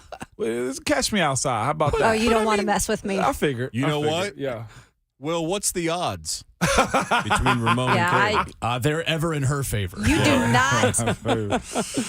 You're right. Looks can be very deceiving. Y'all travel with a flag. You're right. My bad. Belong to the There's streets. no telling what y'all got. Yeah, she's got that white cup, but I guarantee you it's all kind of craziness. Give me Kayla at minus 240. You don't know what's in that purse. I don't. No, you do not. I saw something And today. you don't know my personal problem. And you don't know my history. I'm finding out. If you need me to hold your earrings, let me know. Oh, I'm pretty sure Kayla picked up a charge somewhere in this country. I got a screw in my hand. What are you talking about? That's right. We forgot to got talk four. about it. I got 4 in mine. Yeah. Yeah, come on. Okay. Mine's Look not at from us. playing football. Oh, never mind. I don't want to know what yours is for All right. right now. We'll pass on that one right now. 615-737-1045. She mentioned her screw like it's Wolverine or something. You feel what I'm saying? Like at some point she might hit us with one of those right quick. They had to Spidey go senses. back in while I was supposedly still under. Oh. Almost not under anymore. Oh. And redo the screw Get out. because it was too big. Get out of here. Yeah. And So- they told me that after the surgery. I'm like, are you So kidding you me? weren't under? Oh, I was almost out of, yeah. not great. Wait a minute. You know what I did after I had my thumb surgery? We went to the club. Yeah. That's right. It was the end of the year party, Will, at UT.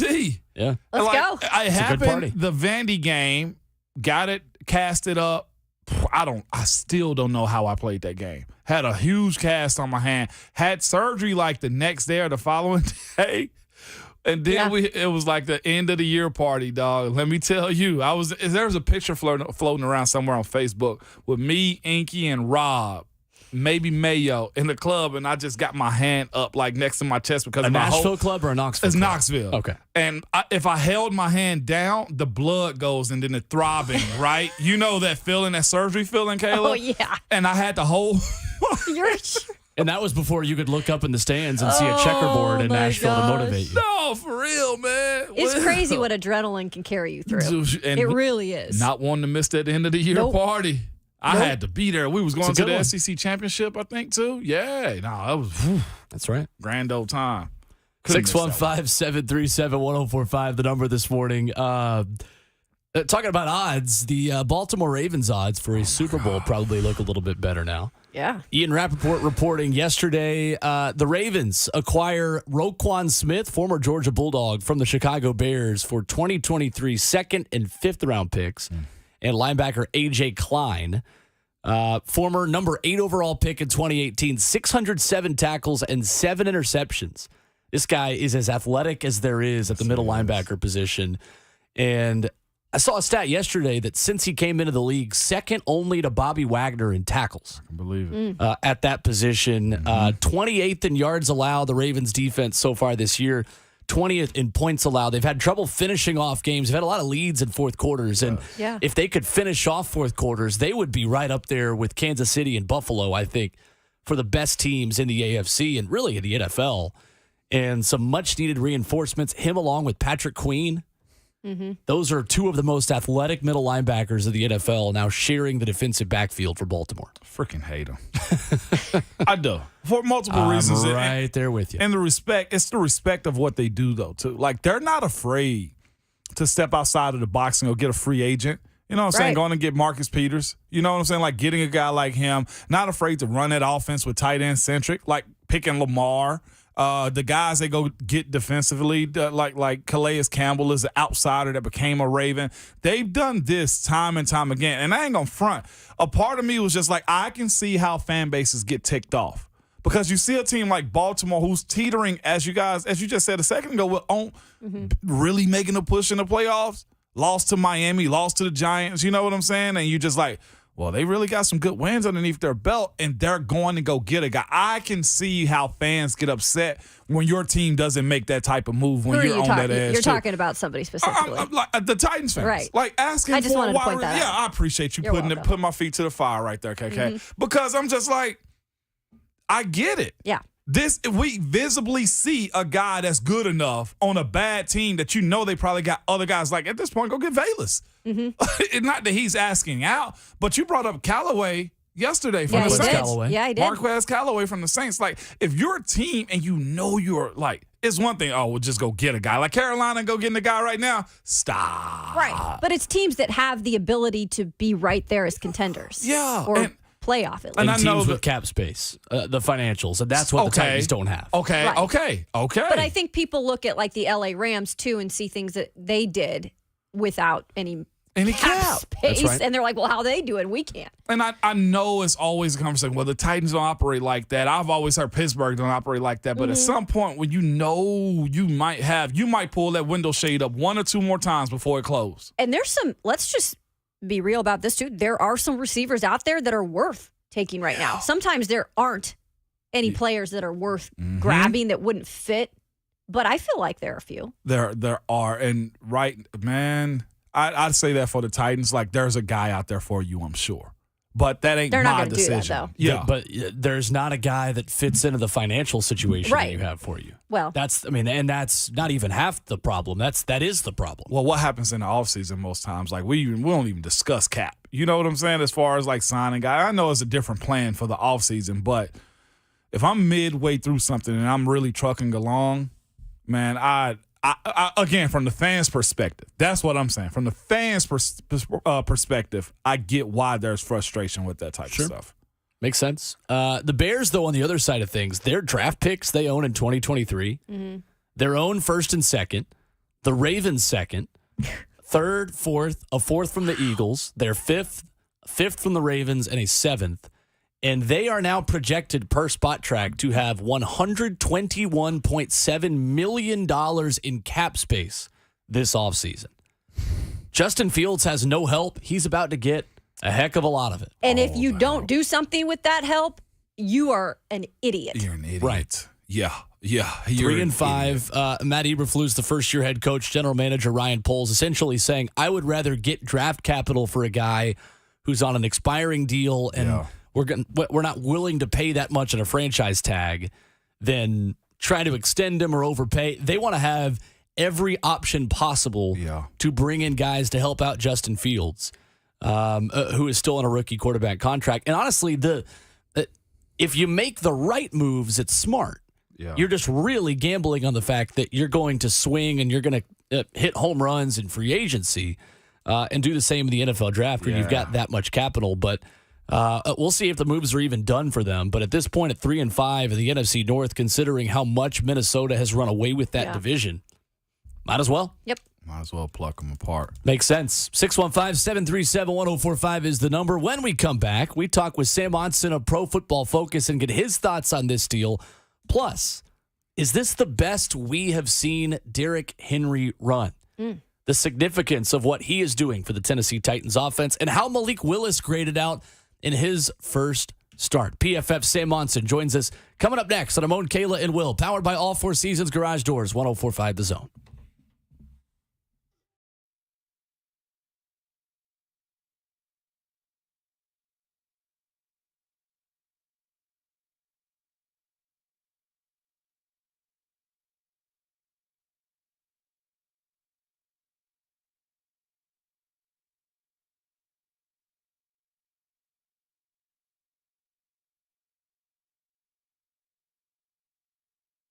Change is coming, and you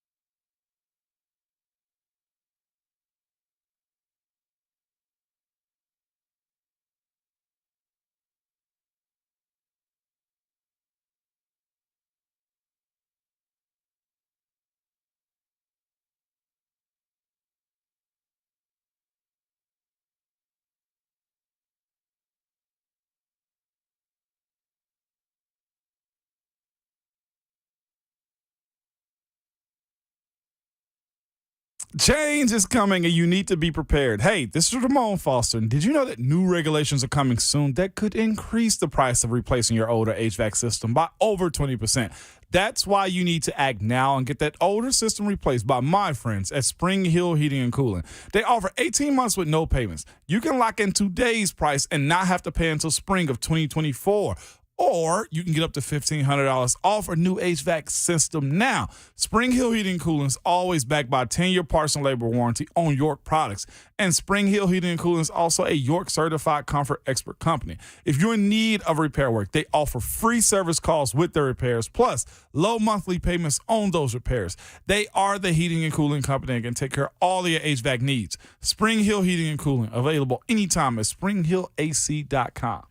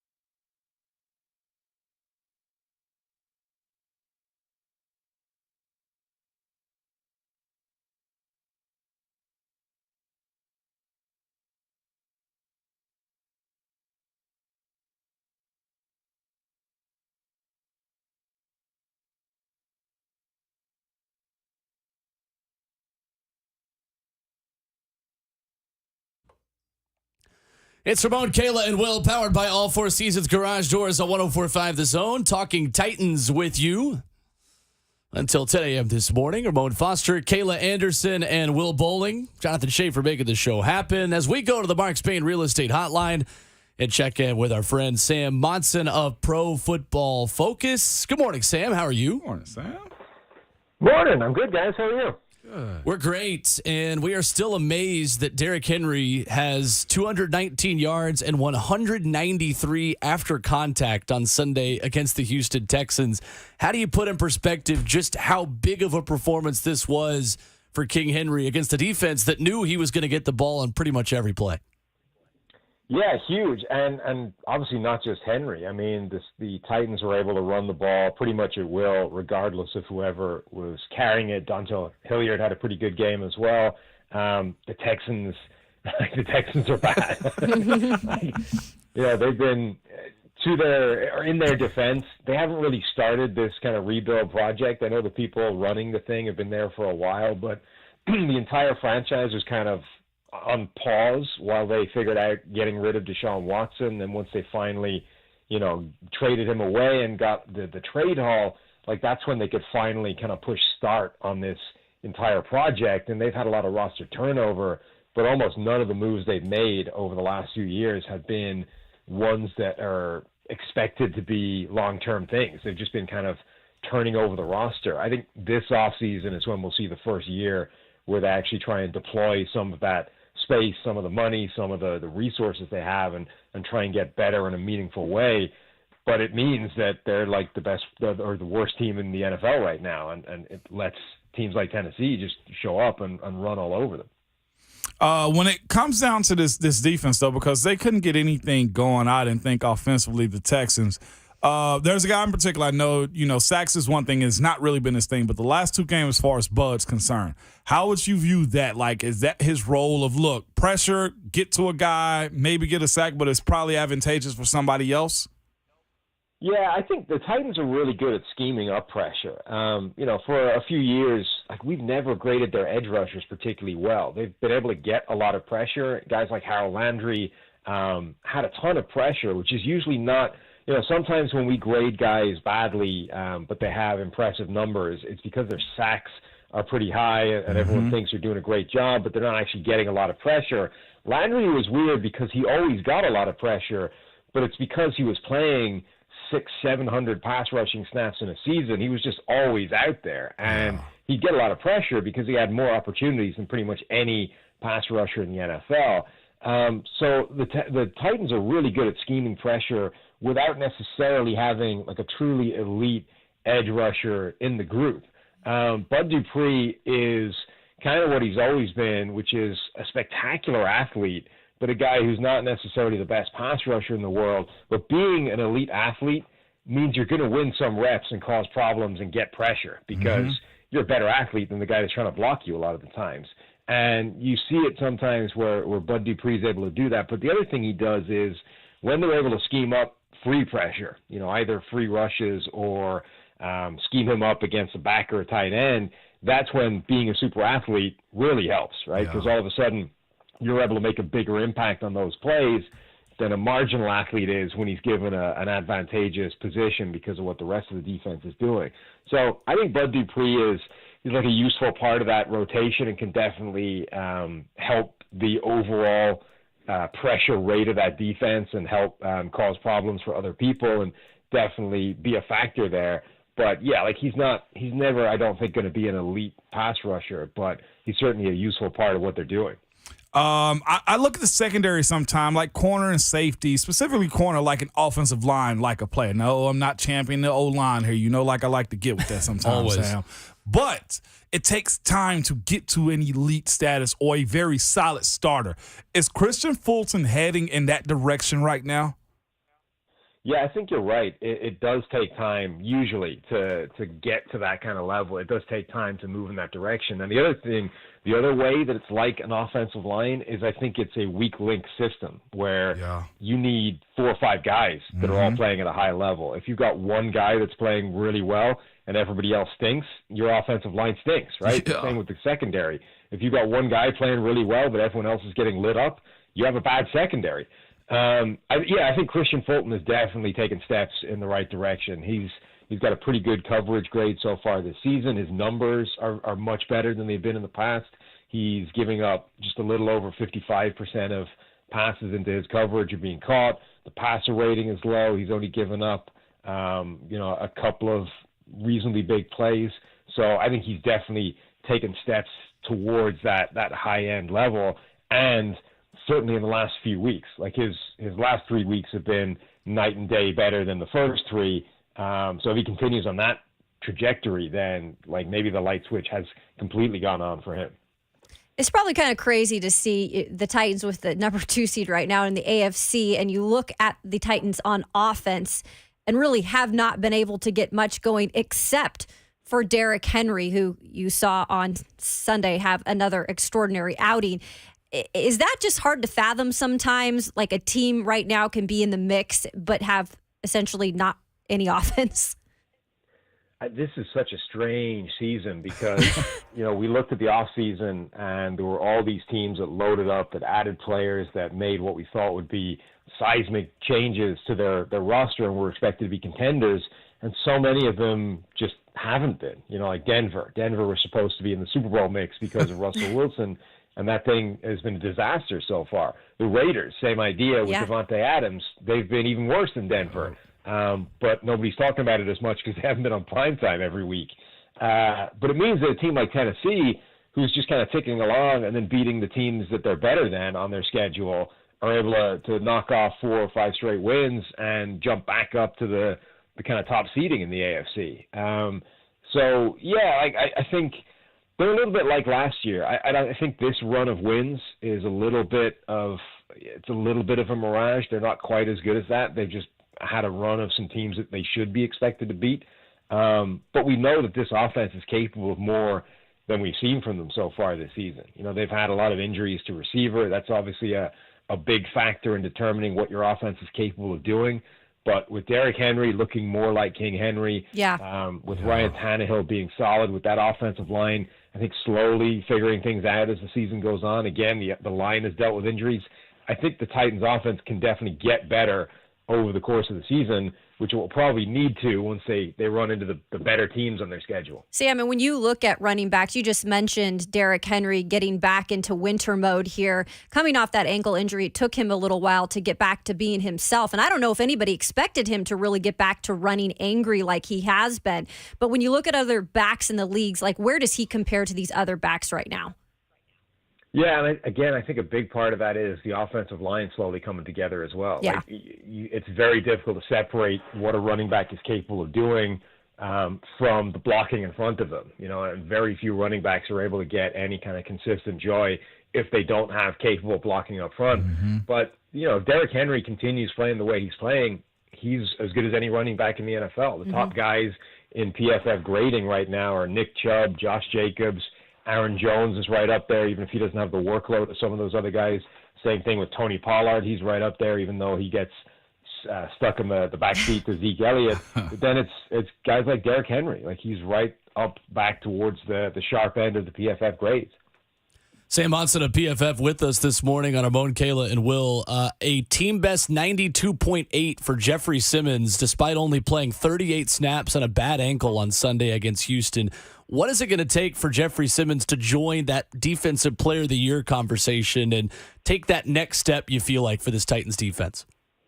Yeah, I mean, he's right up there right now. It's tough, I think, for a defensive tackle to win Defensive Player of the Year. And I also think Aaron Donald has kind of ruined it for everybody. He set such just a silly standard over the last few years that now, Chris Jones, Jeffrey Simmons, Quinnen Williams, all these guys are having career years this season, but you get compared to Aaron Donald, and Aaron Donald is kind of right where they are this year, and it's a down year for Aaron Donald because he set this just absurd, unrealistic expectation over the last few years. So I think it's tough for one of those guys to win Defensive Player of the Year just because of that kind of perception in people's minds. But like Jeffrey Simmons is playing as well as any defensive tackle in the NFL right now and is absolutely one of the best defensive players in the league, period. Sam, Malik Willis was perfect 5 for 5 with a clean pocket on Sunday, but had a .8 passer rating when pressured. How do you evaluate his first start and performance against the Texans?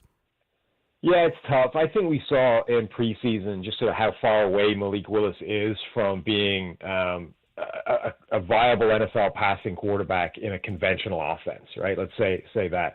And I don't think that's a bad thing necessarily. We just know that he's not there. And if you're going to have him in as a starter when you need him, the offense is going to need to look different. It's going to need to be based off the run game. It's going to need to kind of prop him up and hope that he can function when kept clean and just sort of be a game manager. He reminds me a little bit of Taysom Hill right now, right? But the difference between the two of them is his upside is higher. Like, he's a young guy. He's not, 29 trying to figure out where he can go.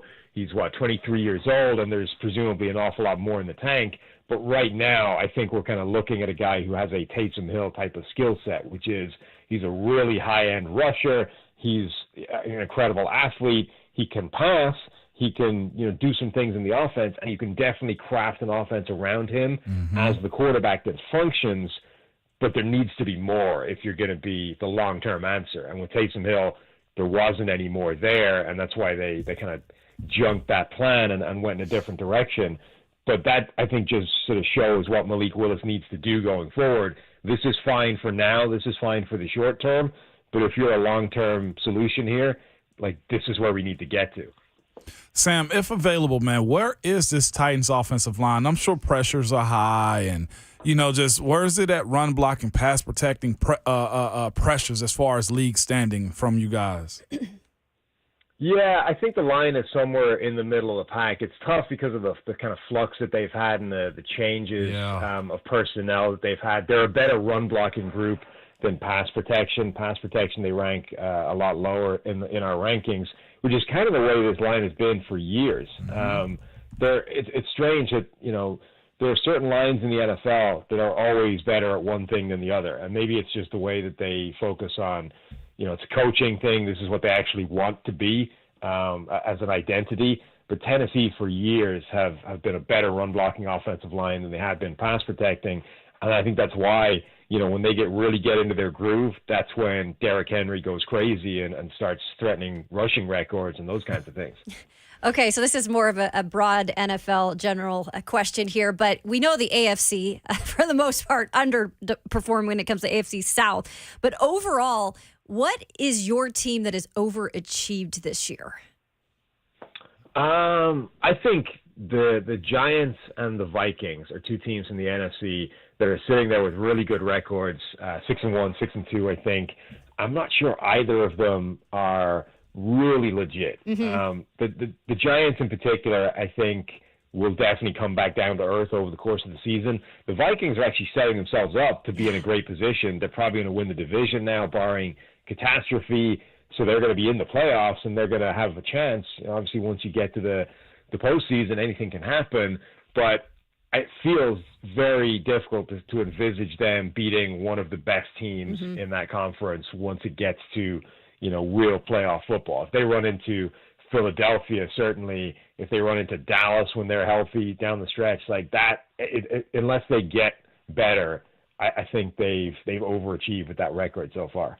Speaking of which, Kansas City. Titans have them this week, man. Yep. What does Kadarius Toney do for them, and what are they minus Tyreek, and what the Titans got to look forward to seeing? Yeah, Kansas City is still absolutely one of the best teams in the NFL. I think the three best teams in the league this year have been Buffalo, Kansas City, and Philadelphia. Yep. And the Chiefs have shown that Tyreek Hill is amazing, but Travis Kelce is still the number one receiver in this offense and always has been. Tyreek Hill gave them something special, but Travis Kelce was the guy that made it work and made the chains move and allowed them to do everything. So Patrick Mahomes is playing in a different way this year. It isn't the deep shots. It's more patience. It's more of what makes Mahomes, those kind of ad-lib plays where he's running around, creating angles, making space over the middle, and then delivering the ball there.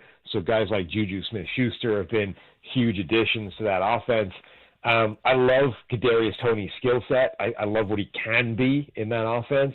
But, there's a reason that went south really quickly in New York. And I don't know that all of it is the Giants. This is Kadarius Toney has not necessarily covered himself in glory in terms of how he's been dealing with the whole situation. Kansas City, I think, is a good place for a guy like that to end up. They've had a pretty good record with taking in guys that haven't necessarily got the best history in the world in terms of attitude or in terms of off-field issues, and keeping them on the straight and narrow and maximizing what they can do well. In theory, if they can tap into Kadarius Toney's skill set, I mean, that's just a devastating combination. Sam, on the way out, what is the panic level for the Indianapolis Colts right now, and how do you explain how badly that offensive line is underachieved despite being the highest paid group in football? Yeah, I mean, it's full panic mode. When you're throwing out Sam Ehlinger for the rest of the season just on the off chance he isn't terrible, like that pretty much tells you all you need to know about where the Colts are going this year. They're done. I mean, they're in real trouble.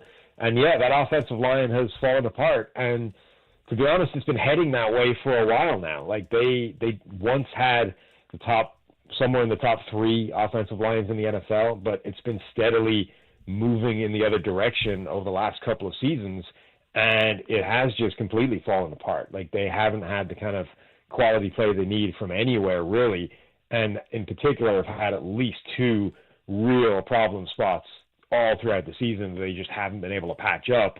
And that has a knock-on effect to everybody. Like Quentin Nelson can't be Quentin Nelson while the guys either side of him are getting wrecked as well. So even he isn't playing at the best of his ability. It's been a complete train wreck for them. Sam Monson has been our guest from Pro Football Focus at PFF_Sam on Twitter. Give him a follow there. We appreciate the time as always. Absolutely. Thanks, guys. Thanks, Sam. Absolutely. Sam Monson with us this morning on the Mark Spain Real Estate Hotline. When we come back, we react to what he had to say, and we take a look at where Jeffrey Simmons ranks in the analytics for pass rush win rate this season. And the one Tennessee Titan who joins him in the top 10 in the NFL in this category, and it's going to surprise you who it is. We call that a tease, ladies and gentlemen. It's Ramon, Kayla, and Will, powered by All Four Seasons Garage Doors on 104.5 The Zone.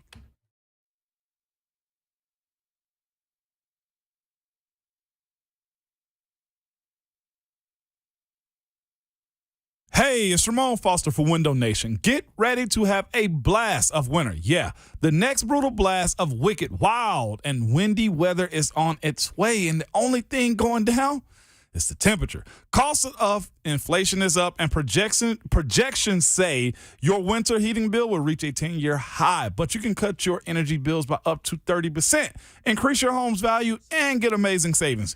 Call Window Nation today. Buy 2 windows, get 2 windows free with no interest until 2025. With Window Nation's precision installation, your new windows will lock out the cold, blocking even the smallest drafts, and keep your energy bills lower, despite their ever-rising costs. And with 0% interest until 2025, you have plenty of extra cash for the holiday spending. Make your home truly warm, comfortable, and inviting.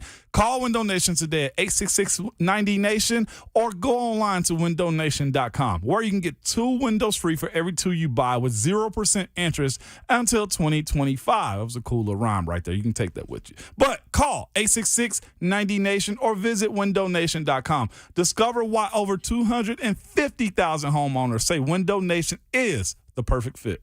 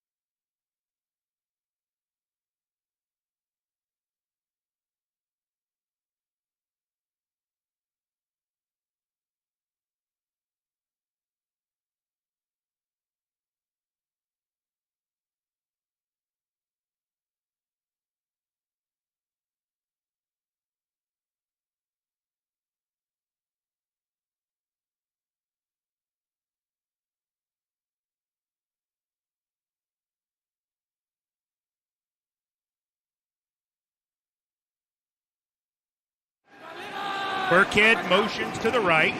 Mills dropping under heat. He is sacked! Jeffrey Simmons! Large Jeff! El Grande Jefe. Jeffrey Simmons. Sam Monson telling us in the previous segment, among the best players in the NFL this season on the defensive side of the ball. And the numbers back that up. Here are Ramon, Kayla, and Will, powered by All Four Seasons Garage Doors on 104.5 The Zone. So, defensive tackle pass rush win rate. The Titans have 2 players within the top 10 in the National Football League in this category, both of them better than one Aaron Donald for the Los Angeles Rams. Jeffrey Simmons ranks second among all defensive tackles, winning 29% of his pass rush snaps. And Tier Tart is tied with Vita Vea for 7th in the National Football League with 20% of wins on pass rushes at the defensive tackle position. That is a welcomed sign for Danico Autry, for Bud Dupree, Jeffrey Simmons, and the Tennessee Titans. That's major right there, man. Having 2 young guys, because they are young, okay, when it comes down to this type of production. You continue to build and stack around this group of guys, man. And I see this, I guess, festering into a bigger point, or I guess I say a bigger finish as far as sustaining this level of play for not just this defensive line, but for the entire team. You got guys you say are your pillars on your team.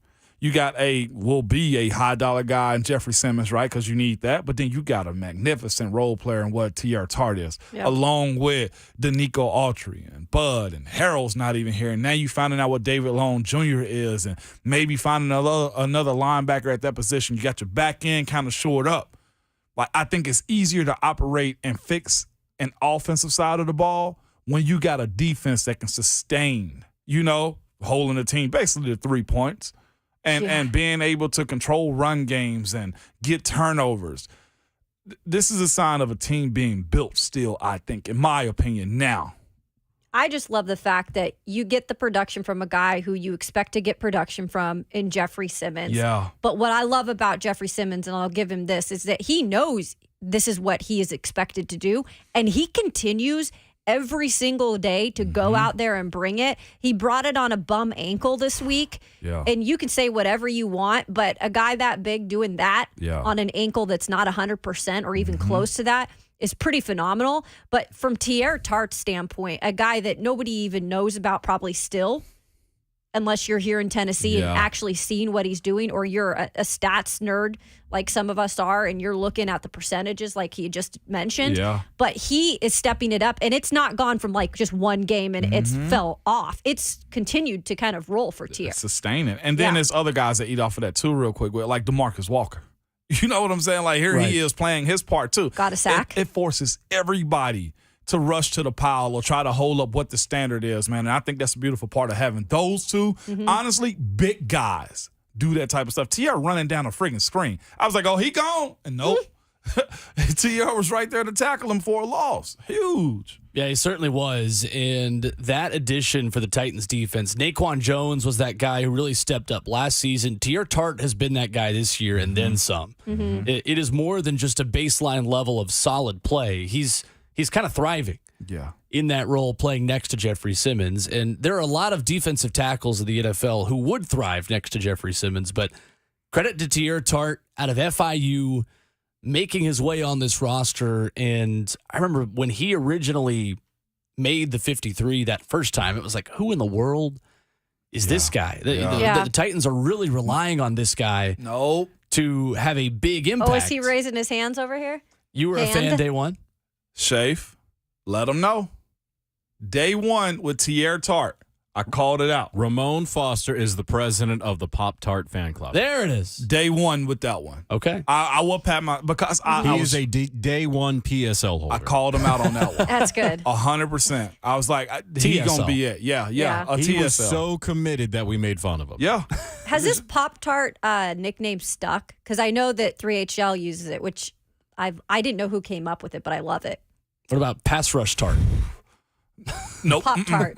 Pop-Tart. Pass Tart? I love it. Nah. Maybe because I love Pop-Tarts. Was it Mike Keefe? I do love Was it? Pop-Tarts. Okay. I think it may have been Mike Keefe. Had Okay. to have been. Yeah. Only one crap. If we're taking credit from somebody else, our bad. But I'm rolling with the vibe. I know, right? Yeah, exactly. Get it out there. A little bit of news this morning. Albert Breer apparently confirming that the Los Angeles Rams offered multiple first-round picks to the Carolina Panthers for Brian Burns. Yeah. Yep. I told you Brian Burns was shopping. You did. They did not take it. So high price to make a trade on the trade deadline, the November 1st trade deadline.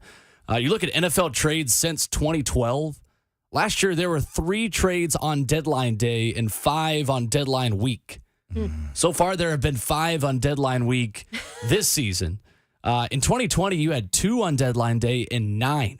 Wow. In the week of the trade deadline, kind of being pushed back. Go back to 2015. There was 1 the whole week and 0 on deadline day.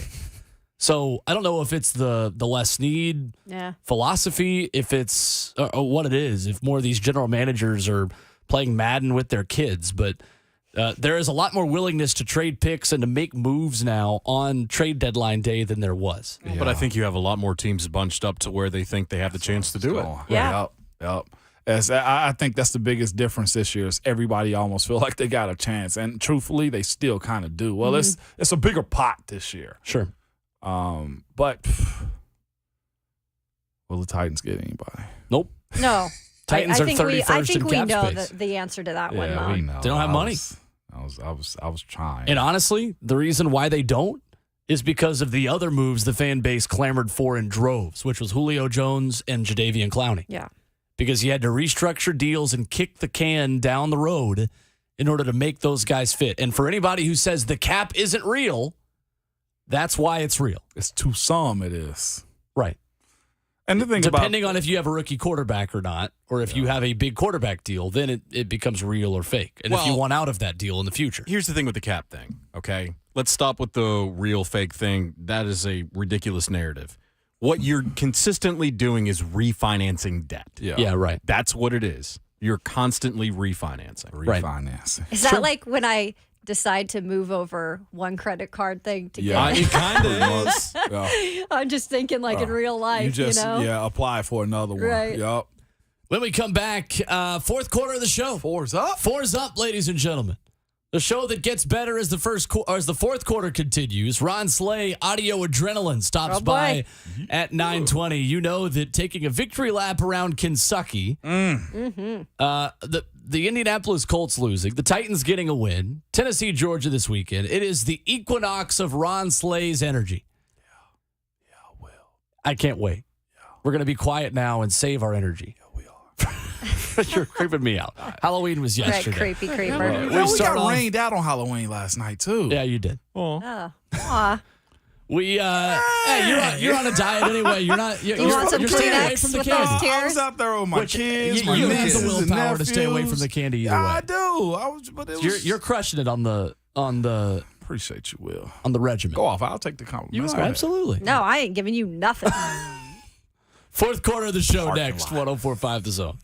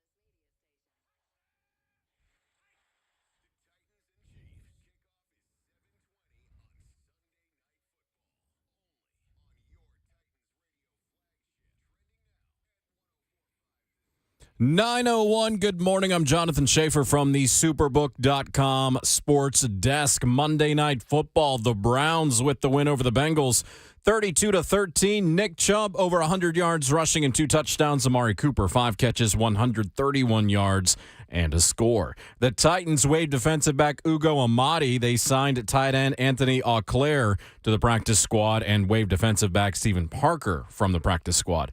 The Ravens acquired Bears linebacker Roquan Smith. Baltimore is sending a second-rounder and fifth-rounder in 2023 to Chicago for Smith, who currently leads the league with 83 tackles. The NFL trade deadline, 3 o'clock today. Auburn has fired head football coach Brian Harsin after less than 2 seasons on the job. Georgia, doubtful for outside linebacker Nolan Smith in terms of his status for Saturday's game against Tennessee because of a shoulder injury. And the first college football playoff rankings will be released at 6 o'clock tonight. Hoops, professional style, Jazz over the Grizz, 121-105. John Morant, 37 points, 5 rebounds, and 4 assists. And Game 3 of the World Series, supposed to be last night, rained out. Going to be tonight between the Phils and the Astros. That series is tied at a game apiece. And the Nashville Predators going to Canada, heading up to Edmonton to take on the Oilers with an 8 o'clock face-off this evening. For all foundation repair and waterproofing needs, visit USSTN.com. Breaking news at once on your home with the Titans and the Vols. This is 104.5 The Zone.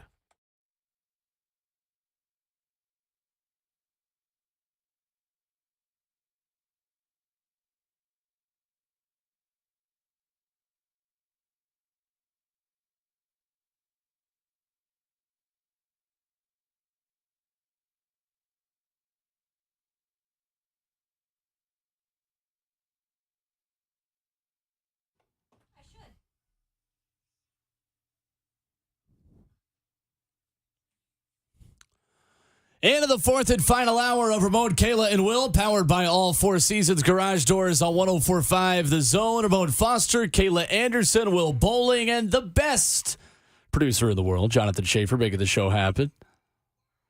And that voice coming up in 15 minutes, one Ron Slay will stop by for our weekly conversation with him. You can expect lots of laughs just like that as Tennessee gets the win over Kentucky over the weekend. 615-737-1045 is how you jump in. And Andrew in Portland, one of our favorites, chimes in first to lead off the final hour. Good morning, Andrew. How are we? Andrew? Will, why did you just bless my heart like that? Because you're one of our favorites. Good grief. Well, I appreciate that. Listen, I got a couple of things, a handful of goodies here for you. First of all, Schaefer, so this just broke, I think, over the commercial break, but Pete Thamel tweeted out that Nolan Smith is actually out for the season, torn pec. So that's good for Vol fans, but I hope he gets better. Secondly, I got to give a little bit of respect to the Kentucky fans. Unlike Bama fans, specifically Bama JC, I've already noticed that a lot of Kentucky fans are showing their face on the chat, taking their lumps, paying respects to the team that won being the better team, et cetera. So, respect to Kentucky fans, although they know how to lose better than Bama fans do, they still get the respect they deserve for that. The reason that I actually called in was because of the trade talks. I would love as a fan to see us make a trade. We need a receiver, but let's be real. It's not happening. Number one, the cap space, like you guys were talking about. But even on top of that, like this team, here's what this team is good for. They're good for picking up players with torn ACLs or injuries that never pan out, especially at wide receiver. We get a veteran wide receiver on this roster. They never perform. We have draft picks that don't perform instantly in rookies. That's just the track record of the team. And the way we win by picking up people off the street. Let's be honest. Yeah. 91 players last year, and we're on pace to beat it this year. So the way I see it, screw it. Sell it all. Get as much money as you can, as much draft capital. Pick up players from the streets, and we'll still win games. Yeah. That was more of a little petty comment there. And lastly, Taylor, I want to officially welcome you to the show. Schaefer, get your little clicker ready. Believe you, Kayla Anderson. There it is. Thank you, Andrew. I don't know what I appreciate it. did, but yeah. It'll just come in handy at some point. He's got one of those for all of us. Right? Recorded into I'm the officially ether a part of of the Jonathan show. Schaefer. Yeah, that's right. Welcome. Thanks, Cuzzo Andrew. It's like breaking the bottle of champagne officially. Right? It is. Pop that Which bottle. we did, I guess, in the old studio. We're not going to do that in the new studio. Oh, we did. Buck's already spilled right enough now. coffee. Right now. It's in not front going of to be this mic. new forever. Yeah, no, it's not going to be new Right? forever. Hey, we got the fridge in the corner, though. I'll take We that. do. Do have the fridge in the corner. Small dubs. Of course. Small dubs. Jacoby Brissett saying last night it was one of those nights where the Cleveland Browns imposed their will on the Cincinnati Bengals. A good day for Nick Chubb, 2 rushing touchdowns for him. Myles Garrett and Cleveland's defense were just having a party in the backfield. They were trick-or-treating in Joe Burrow's backyard as the Cleveland Browns beat the Cincinnati Bengals 32-13. Jamar Chase and the lack of Jamar Chase in Cincinnati just makes that offense look completely different. It does. Yeah. I'd love to go there with you, Will, and I think he plays he's an X Factor player, right? On Madden, he's an X Factor player. Sure. That offensive line was cheeks. It's very bad. We've been talking about this offensive line, though, for a while. Ever since Joe got there, it's not really been up to standard. No. And again, when Sam Monson was on, we were speaking about, the Chicago Bears get an opportunity to go shopping because they got so much cap space and all that type of stuff. Like, that's fine if it can actually work. Cincinnati, remember that conversation we were having? I feel like everybody in the nation was, man, they're going to go stock up on offensive linemen. They got to be able to do this. They will do that. And it has looked like nothing. It's almost like that's money well lost right there when it comes down to what that offense. Like, Joe's got to be at a point to where he's just like, all right, y'all, like, this is enough. Like, I'm over getting hit like this. He can't make through his progressions. Right. He's trying to run out of the pocket. 5 sacks given up last night. So many quarterback hits on top of that. I want to believe in, like, again, I'm a fan of Joe Burrow. I hate Cincinnati, and I hate Cleveland, too. I hate Baltimore also. But I want to see good football. I think Joe Burrow is a really good football player, and it'd be awesome to kind of see that bloom into something other than him scrambling and only needing Jamar Chase to make plays. It shouldn't fall off like that. When you got T. Higgins and you also have, what's his name on that roster too? T. Higgins and Tyler Boyd, Hayden Hurst, like Joe Mixon. That team's still supposed to be able to go They've got win. weapons. And what's interesting, too, this is coming courtesy of my friend up in Ohio, Marty Bannister. The Bengals have actually lost a team's quarterback this year by Mitch Trubisky, Cooper Rush, and now Jacoby Brissett. Wow. They still have to face Patrick Mahomes, Josh Allen, Lamar Jackson, Deshaun Watson, Tom Brady. And Ryan Tannehill. Yeah. Or Malik Willis. Let's get back. Because Deshaun will be back, by the way. That's why I said Deshaun. Week 11. How many weeks we got left for Deshaun? 3? Not many. A couple. It's week 9 this week. Isn't that crazy how fast that flew Couple more. by? Yeah. Ooh-wee. But that Cincinnati team. Joe Burrow is 0-4 now in 4 career starts against the Cleveland Browns.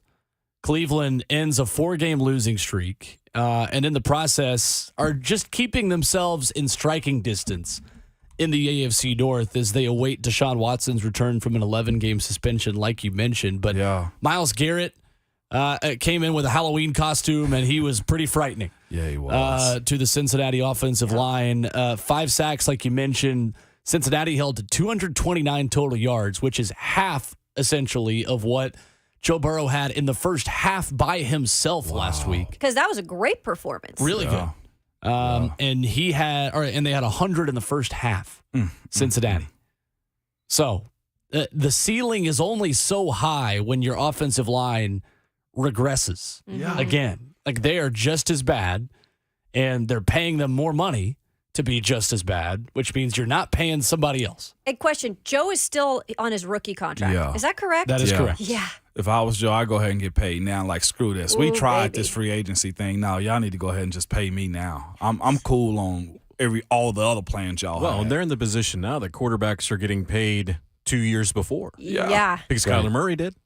I mean, it's Which, right. if I was the Cardinals, I would have told him to wait another year. Me too. I'd be like, sit down, Baby Yoda. Because that window is now open where they can That's good. where they can extend him from his rookie deal because, obviously not like baseball where you bring a guy up and in his rookie season you can extend him. Right. You got to wait until that window opens, and it is for Joe Burrow. And he's going to get paid. Yeah.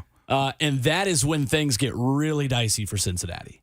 Josh Allen got paid early like that too, He did. didn't he? Yeah. Well, you're waiting around right now to see what Lamar gets. Yeah. Because I don't think Lamar's going to get what Lamar thinks he's going to get. Because he's still negotiating his own contract. Because I think Lamar's wanting the Deshaun guarantee. Right. And I just don't think he's going to. I don't blame him. Yeah. I don't think he's going to get it. I'm with you. I don't blame him. Well, what do the resumes say? That is a unique situation similar to the Titans negotiation with Derrick Henry, where Baltimore is probably looking at him saying, how many offenses are going to build everything around you the way we have and the way we want to continue to? Mm-hmm. Yeah. They've got an additional bit of leverage there where it's not just a plug and play. If somebody brings in Lamar Jackson, they're going to have to bring in an offensive mind, or at least gamble on the fact that the guy they already have is creative enough to use him in the proper ways, and also bring in the skill position players and the linemen who function within an offense that works with Lamar Jackson. Yeah. Same way for the Titans when Derrick Henry was going through the contract negotiation process. The question I'm sure John Robinson was asking his representation was, who's really going to build everything around you the way we have? Yeah, that's a good point. That is a and good they point. And remember, he did get a little $2 million this year. He did. Here you go. I question that moving forward a little bit with Tannehill and with Derek, though. What do you mean? Do we see extensions coming their way? For Henry, yes. Okay. Not for Ryan Tannehill? No. Not yet. How many years he got left still? I thought this was you it. have an out at the end of this one, but you have another option for next year. Which I could see them taking the option for next year. I agree. Yeah. I agree, especially considering what we saw from Malik Willis on Sunday. It's not a detriment to him. He is not a one-year project like Patrick Mahomes was. You have to be very careful with Derek because I know he's back to being Superman right now. That's right. But when you're getting a running back to 30, you don't want to get into the long-term extension. You want to do rather what they're doing right now and pay that money up front with no guarantees on the back end. So if you pay him now, you don't want that deal later on to where you might get stuck. So you treat it like Seattle and Walter Jones. You do 1-year extensions. Pretty much. Yeah. That was by far genius. Hutchinson also did really that to the is. guard. Both of them did that. They were just Because 1 that's year. why Kirk Cousins is getting the money he did. Exactly. Because he got franchised twice. Right. He basically wanted the ideal way, if you can guarantee you're not going to get injured, is you want everything to be a 1-year deal. Yep. If you're continuously ascending. It's good news for Daniel Jones. He's getting franchise tagged. You think he is now? 100%. 100%. They're going to make him do it twice. Anyway, plenty of time in the offseason to talk about offseason topics. But for now, we let Ron Slay take his victory lap in a couple different directions. Yeah. He takes a victory lap over Kentucky, over Nathaniels. Nathaniels. Who knows? Gonzaga. We let Ron Slay Well, we're pick not the getting victory too laps much that he into takes. that victory lap. Kayla's taking offense to that Let's be real here. We're not going to go that way. And we get his thoughts Slow your on brakes. Tennessee and Georgia coming up this weekend. I'm sure I'll be scolded for something, and I'm sure he's probably going to be right. We'll find out next together on Ramon, Kayla, and Will, 104.5 The Zone. I choose violence.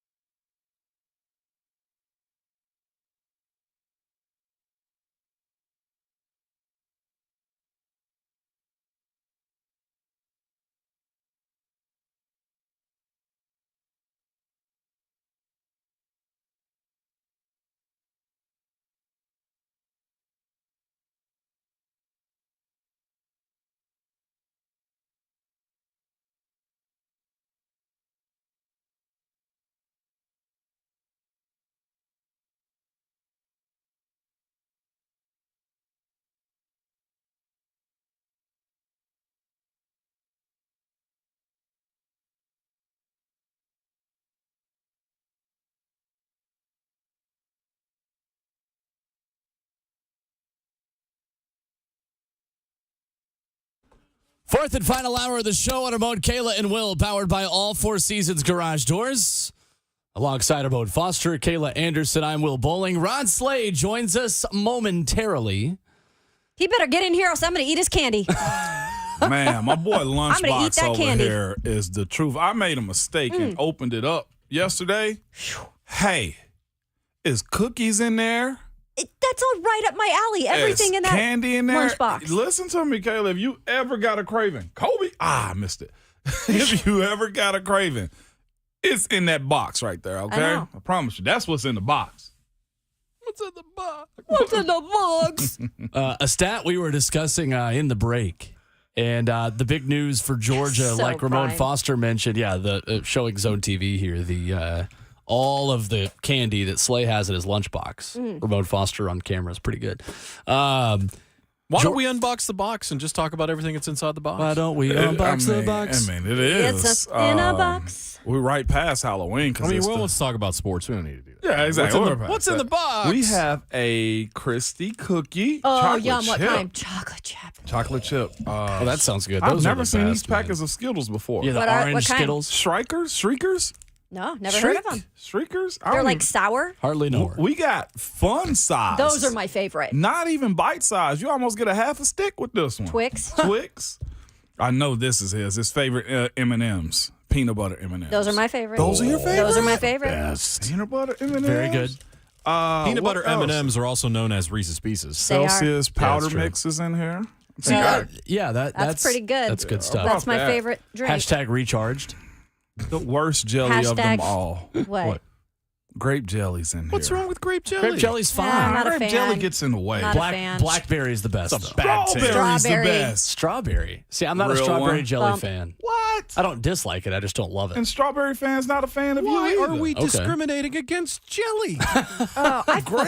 Grape gets in the way, fine. man. Blackberry, does. man. Blackberries go to so good. You're the first person I've ever heard say they like blackberry jelly. Really? Yeah. Well, you don't know a lot of good people.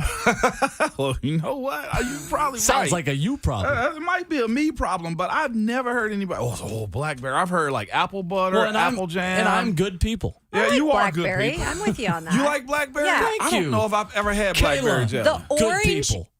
Marmalade? You want me to put that up as a poll question? Where are we going with the orange? What's it called? The Orange Yeah. marmalade No. jelly? That's the only No. one I I'm a know. big marmalade No. Marmalade guy. sucks. no. Marmalade It's not sucks? great. Yeah. No. I'm a fan of the orange marmalade. Ick.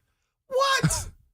Ick bugs. No. I've never really had it, I don't think. I've had it. It's awesome. That's My like one of the grandma only. always put that in the selection. I said, no, Dare ma'am. talk about your grandma like that. You Oh, hear me? ma'am.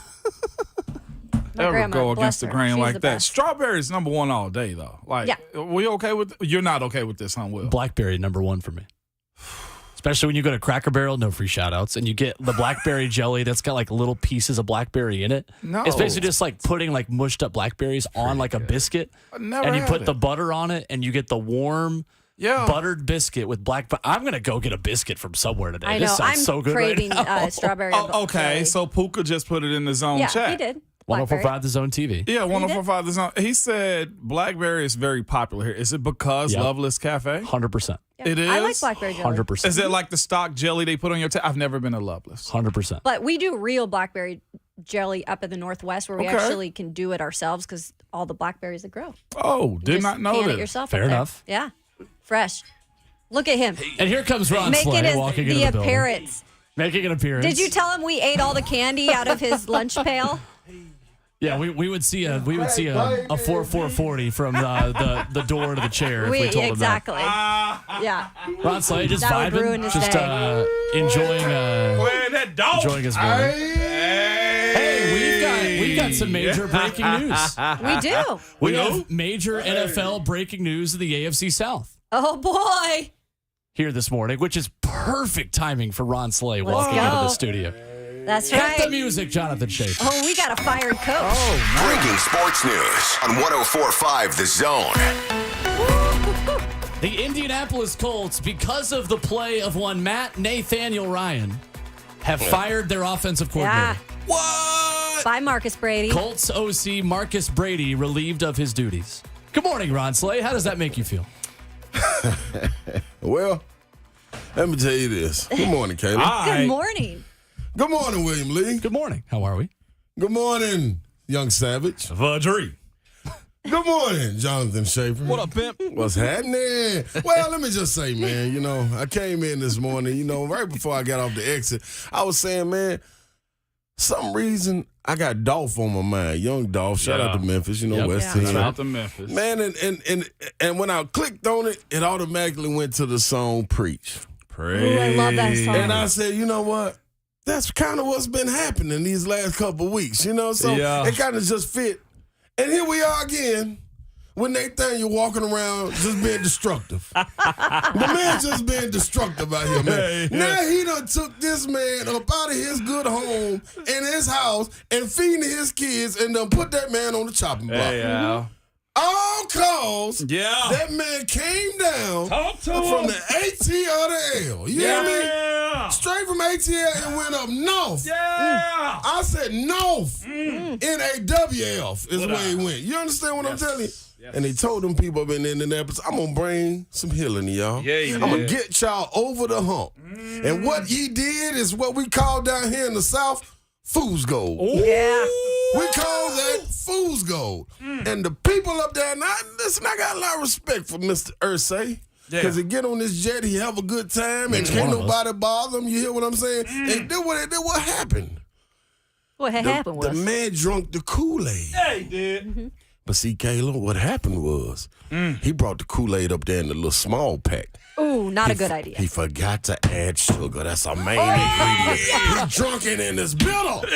He spit that Kool-Aid out, and now it's just all over you. He let the windows up, and it's all over the Indianapolis Colt Lucas Oil Stadium, and the people is in it, and they sick of it, Will. They don't want no more. That's not the communion we came here for. No, it ain't. Get that out of here.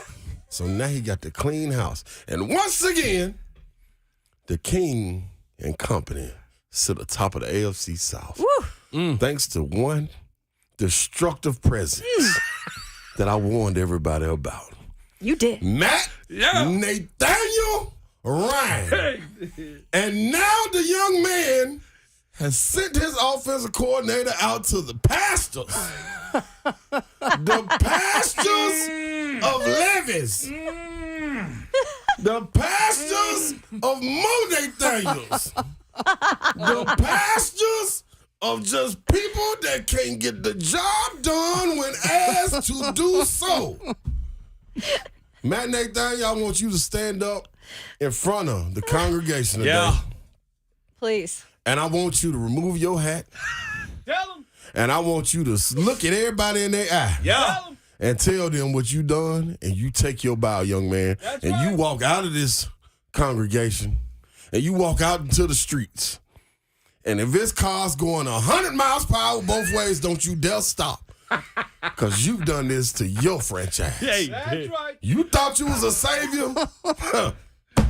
By God. No, sir. No, sir. Not on the Titans' watch. King. Yeah. All has been done. Because they forgot. Doors of the church is open. Hello. They forgot Keep who it the real with your Sunday dog no session. matter what. Slay, Preach. because they forgot who the one true king is. Who will? I mean, it's only one. Number 22. Number two. It's only one. is. Vrabel said it. Yeah. The difference in us and everybody else, and most specifically the people that try to carbon copy us. Yep. We got King Henry. That's right. Sure do. Don't get no simpler than that, man. So let's bottle up that energy and then shake it up a little bit and then pour it out on the Tennessee Vols trip to Athens, Georgia. Here we go. As Ramon Foster grabs his shaker and we make a seamless transition.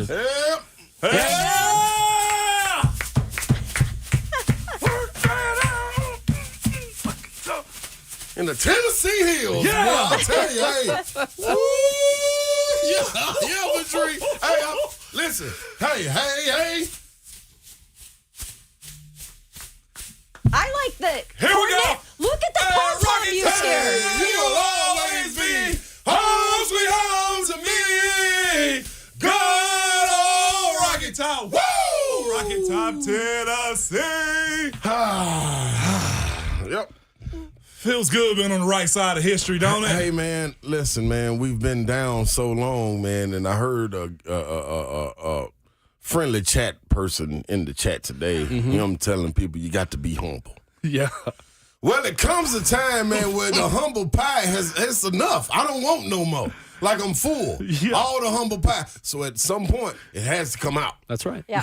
You got two Can I exits. stop you right there real quick before you go any further? Talk to me, because the humble side of you ain't in the locker room. No. It's on Hendon. Oh, yeah. It's on Hyatt. Oh, yeah. It's on Hyper. Oh, come on. It's on Tillman. Come on, it's on Savage. O. Come on It's now. on everybody in that locker room. We ain't coming to run Slay to be humble. Why? That ain't got nothing to do. I do not affect those people out there playing between those lines. That's right. Well, I've never understood. Will, what's the 3 words we use? Go off, King. That's right. Hey, man, listen. Enjoy it. I'm having the ball. Okay. Sure. I mean, and it looks like the nation is too. That's right. Yeah. According to ESPN and ABC and them, since they only giving out one credential, like it only makes sense. Yeah. That everybody else is having the ball too. Yeah, you got number 1 versus number 2. They couldn't have planned this any better. That's And right. this is a different matchup. We're used to seeing the names that we always see, the Alabamas, Ohio States, but now it's Tennessee, a team that nobody was talking about at the beginning of the season, and now everybody's on. Yeah.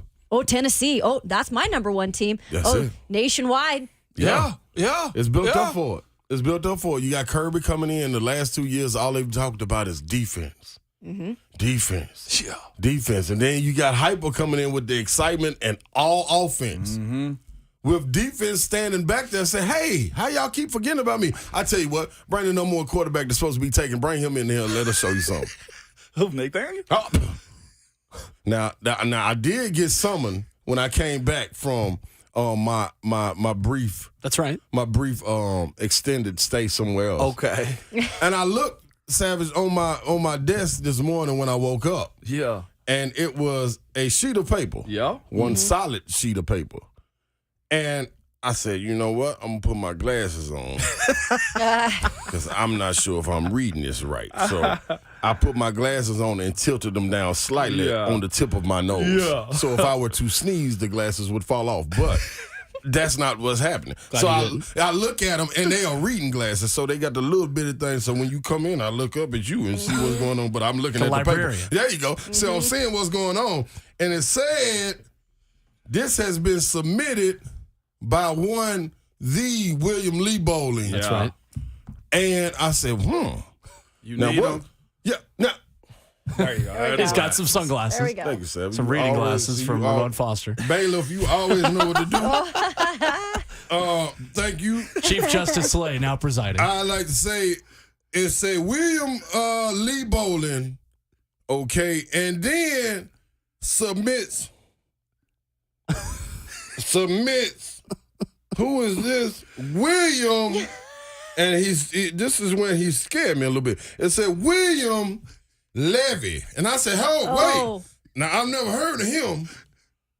And then I looked and squinted a little bit, and it was Levis. I said, this is the quarterback for Kentucky. So I took my glasses off, Sam, and laid them down. I said, wait a minute now. I know they got some things where I can do LASIK, but I'm going to stay with my vision. But now this man right here was projected to be number 1. Yeah. Yes. The one. And this is coming from everything school, or is this just a basketball school? That's what I need. I need this confirmed from you.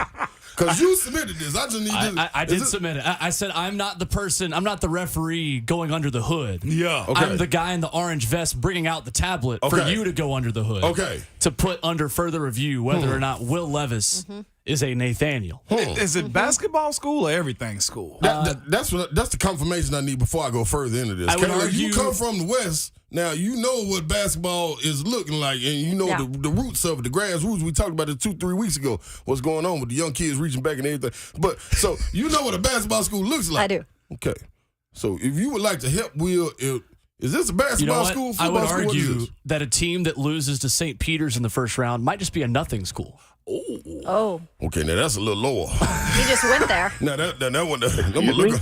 Is that on the table?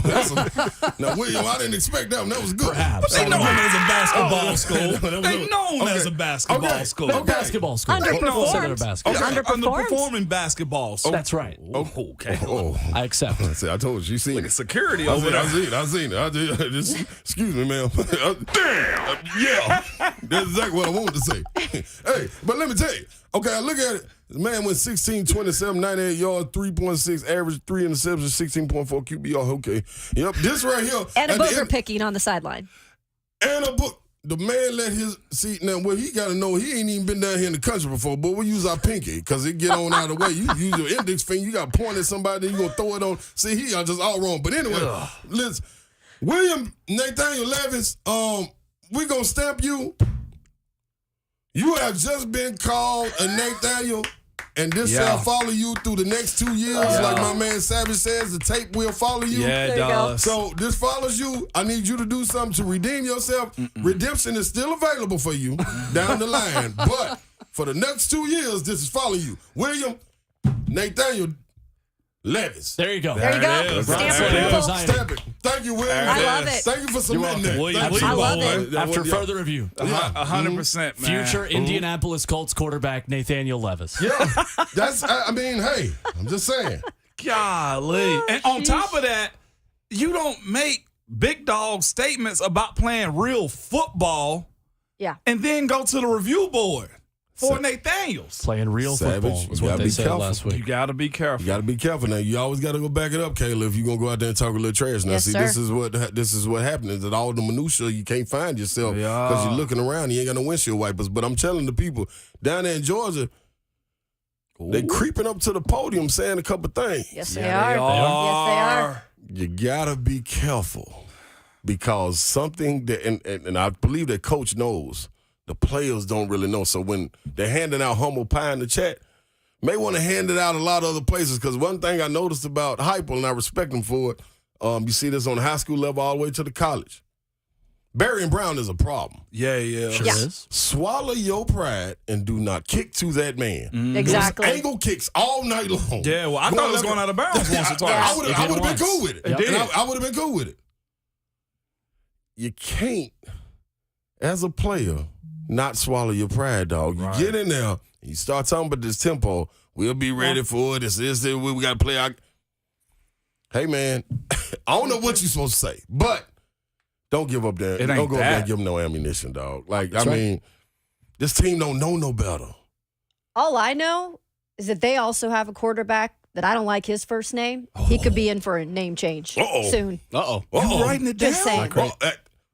Kayla, when I get back from my weekend, if that's laying on my table on Monday Grab morning, your reading glasses. Just keep them nearby. I'm just saying, it'll be right there. That's all I'm saying. So, And when we come back, we review the breaking news for Georgia and the status of edge rusher Nolan Smith, who will not only be unavailable on Saturday, but will be unavailable for the rest of the season. And a weakness that Georgia's defense has that you would not normally attribute to a Kirby Smart defense. We'll get Ron Slay's reaction to that coming up next. One final segment of the show on Ramon, Kayla, and Will, 104.5 The Zone.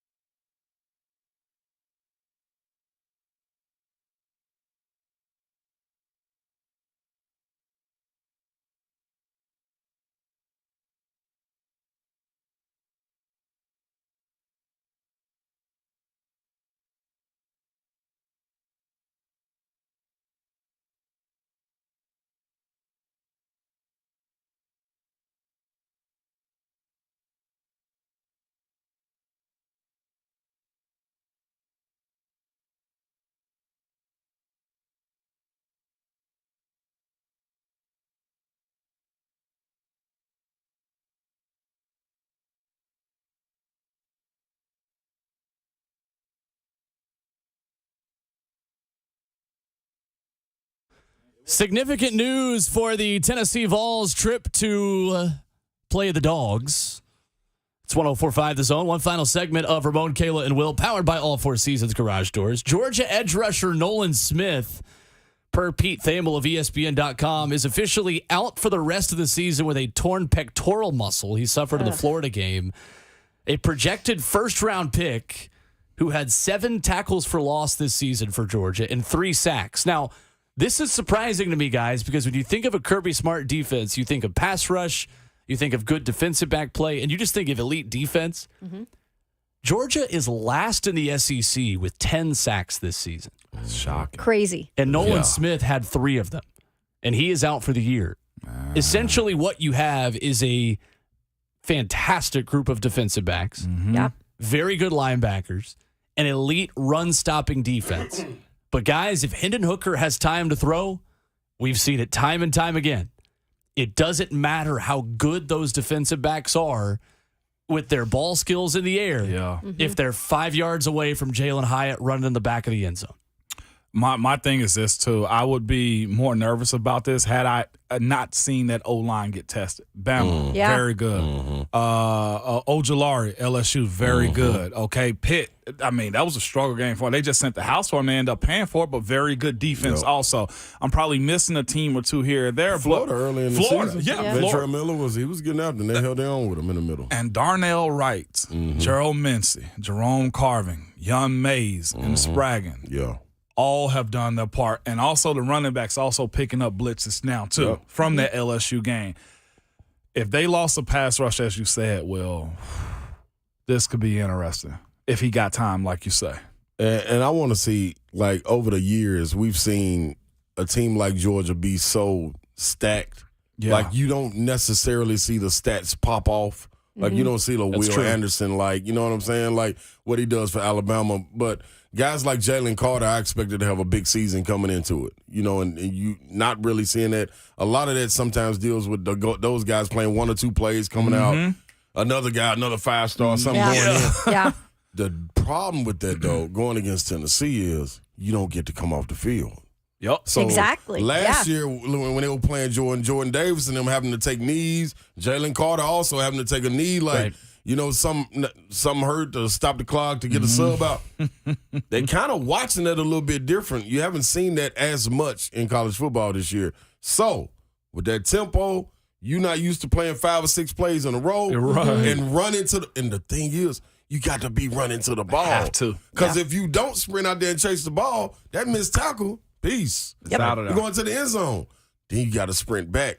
It's different, man. It's different. Like, I even saw Tennessee. I text you during the game. I was like, hey, man, these offensive linemen out here gassed. And he was like, it's different when you running the ball like that, you know, instead of just pass protect, catching somebody. So, hey, man, it's going to be interesting. It feels like Tennessee's offensive line is so much better conditioned this time around, too. Yeah. Because those guys, and Javonte Spraggins is the one who I think is the unsung hero of that entire group. And you would obviously know better than me, Ramon, but they appear to be much more comfortable running this tempo and being the aggressors. And they're finishing games so much better than they were, even against Florida. I mean, they didn't finish the Florida game. They kind of held on for dear life there. And obviously, the onside kick makes that one a little bit more dicey, and offensive line has nothing to do with that. But they're winning battles in the trenches on both sides of the ball. And Slay, I know you are as big of a supporter of Rodney Garner as there is. Yeah, he is. And Big Omari Thomas is leading the way for a group that is, I mean, up there with Georgia for the best defensive line of the SEC right now. Man, that man making plays. Not only in, like, run, stopping, clogging holes, but he getting to the quarterback.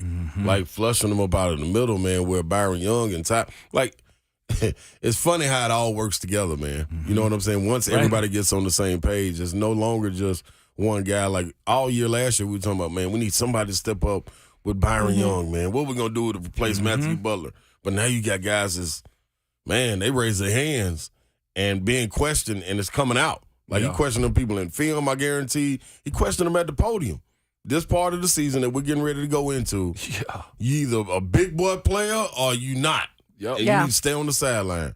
And them boys don't want to stay on the sideline. On the flip side of it, I've also liked what I've seen out of the Vols defensive front and just the pressure that they've been getting. And when I look at a team like Georgia who doesn't have an elite quarterback. I'm sorry. I don't mean to put On anything Stetson. on Stetson Bennett. Right. I think his story is phenomenal. A walk-on who's been able to do that, win a national championship, but let's just get down to the bone. Yeah. Like, is he really that spectacular of a quarterback? Can he be shaken? Can he make mistakes? Absolutely. Yes. Yep. And to see what this defense is trending in the direction of up for the Vols, I look at that too. Yeah. Yep.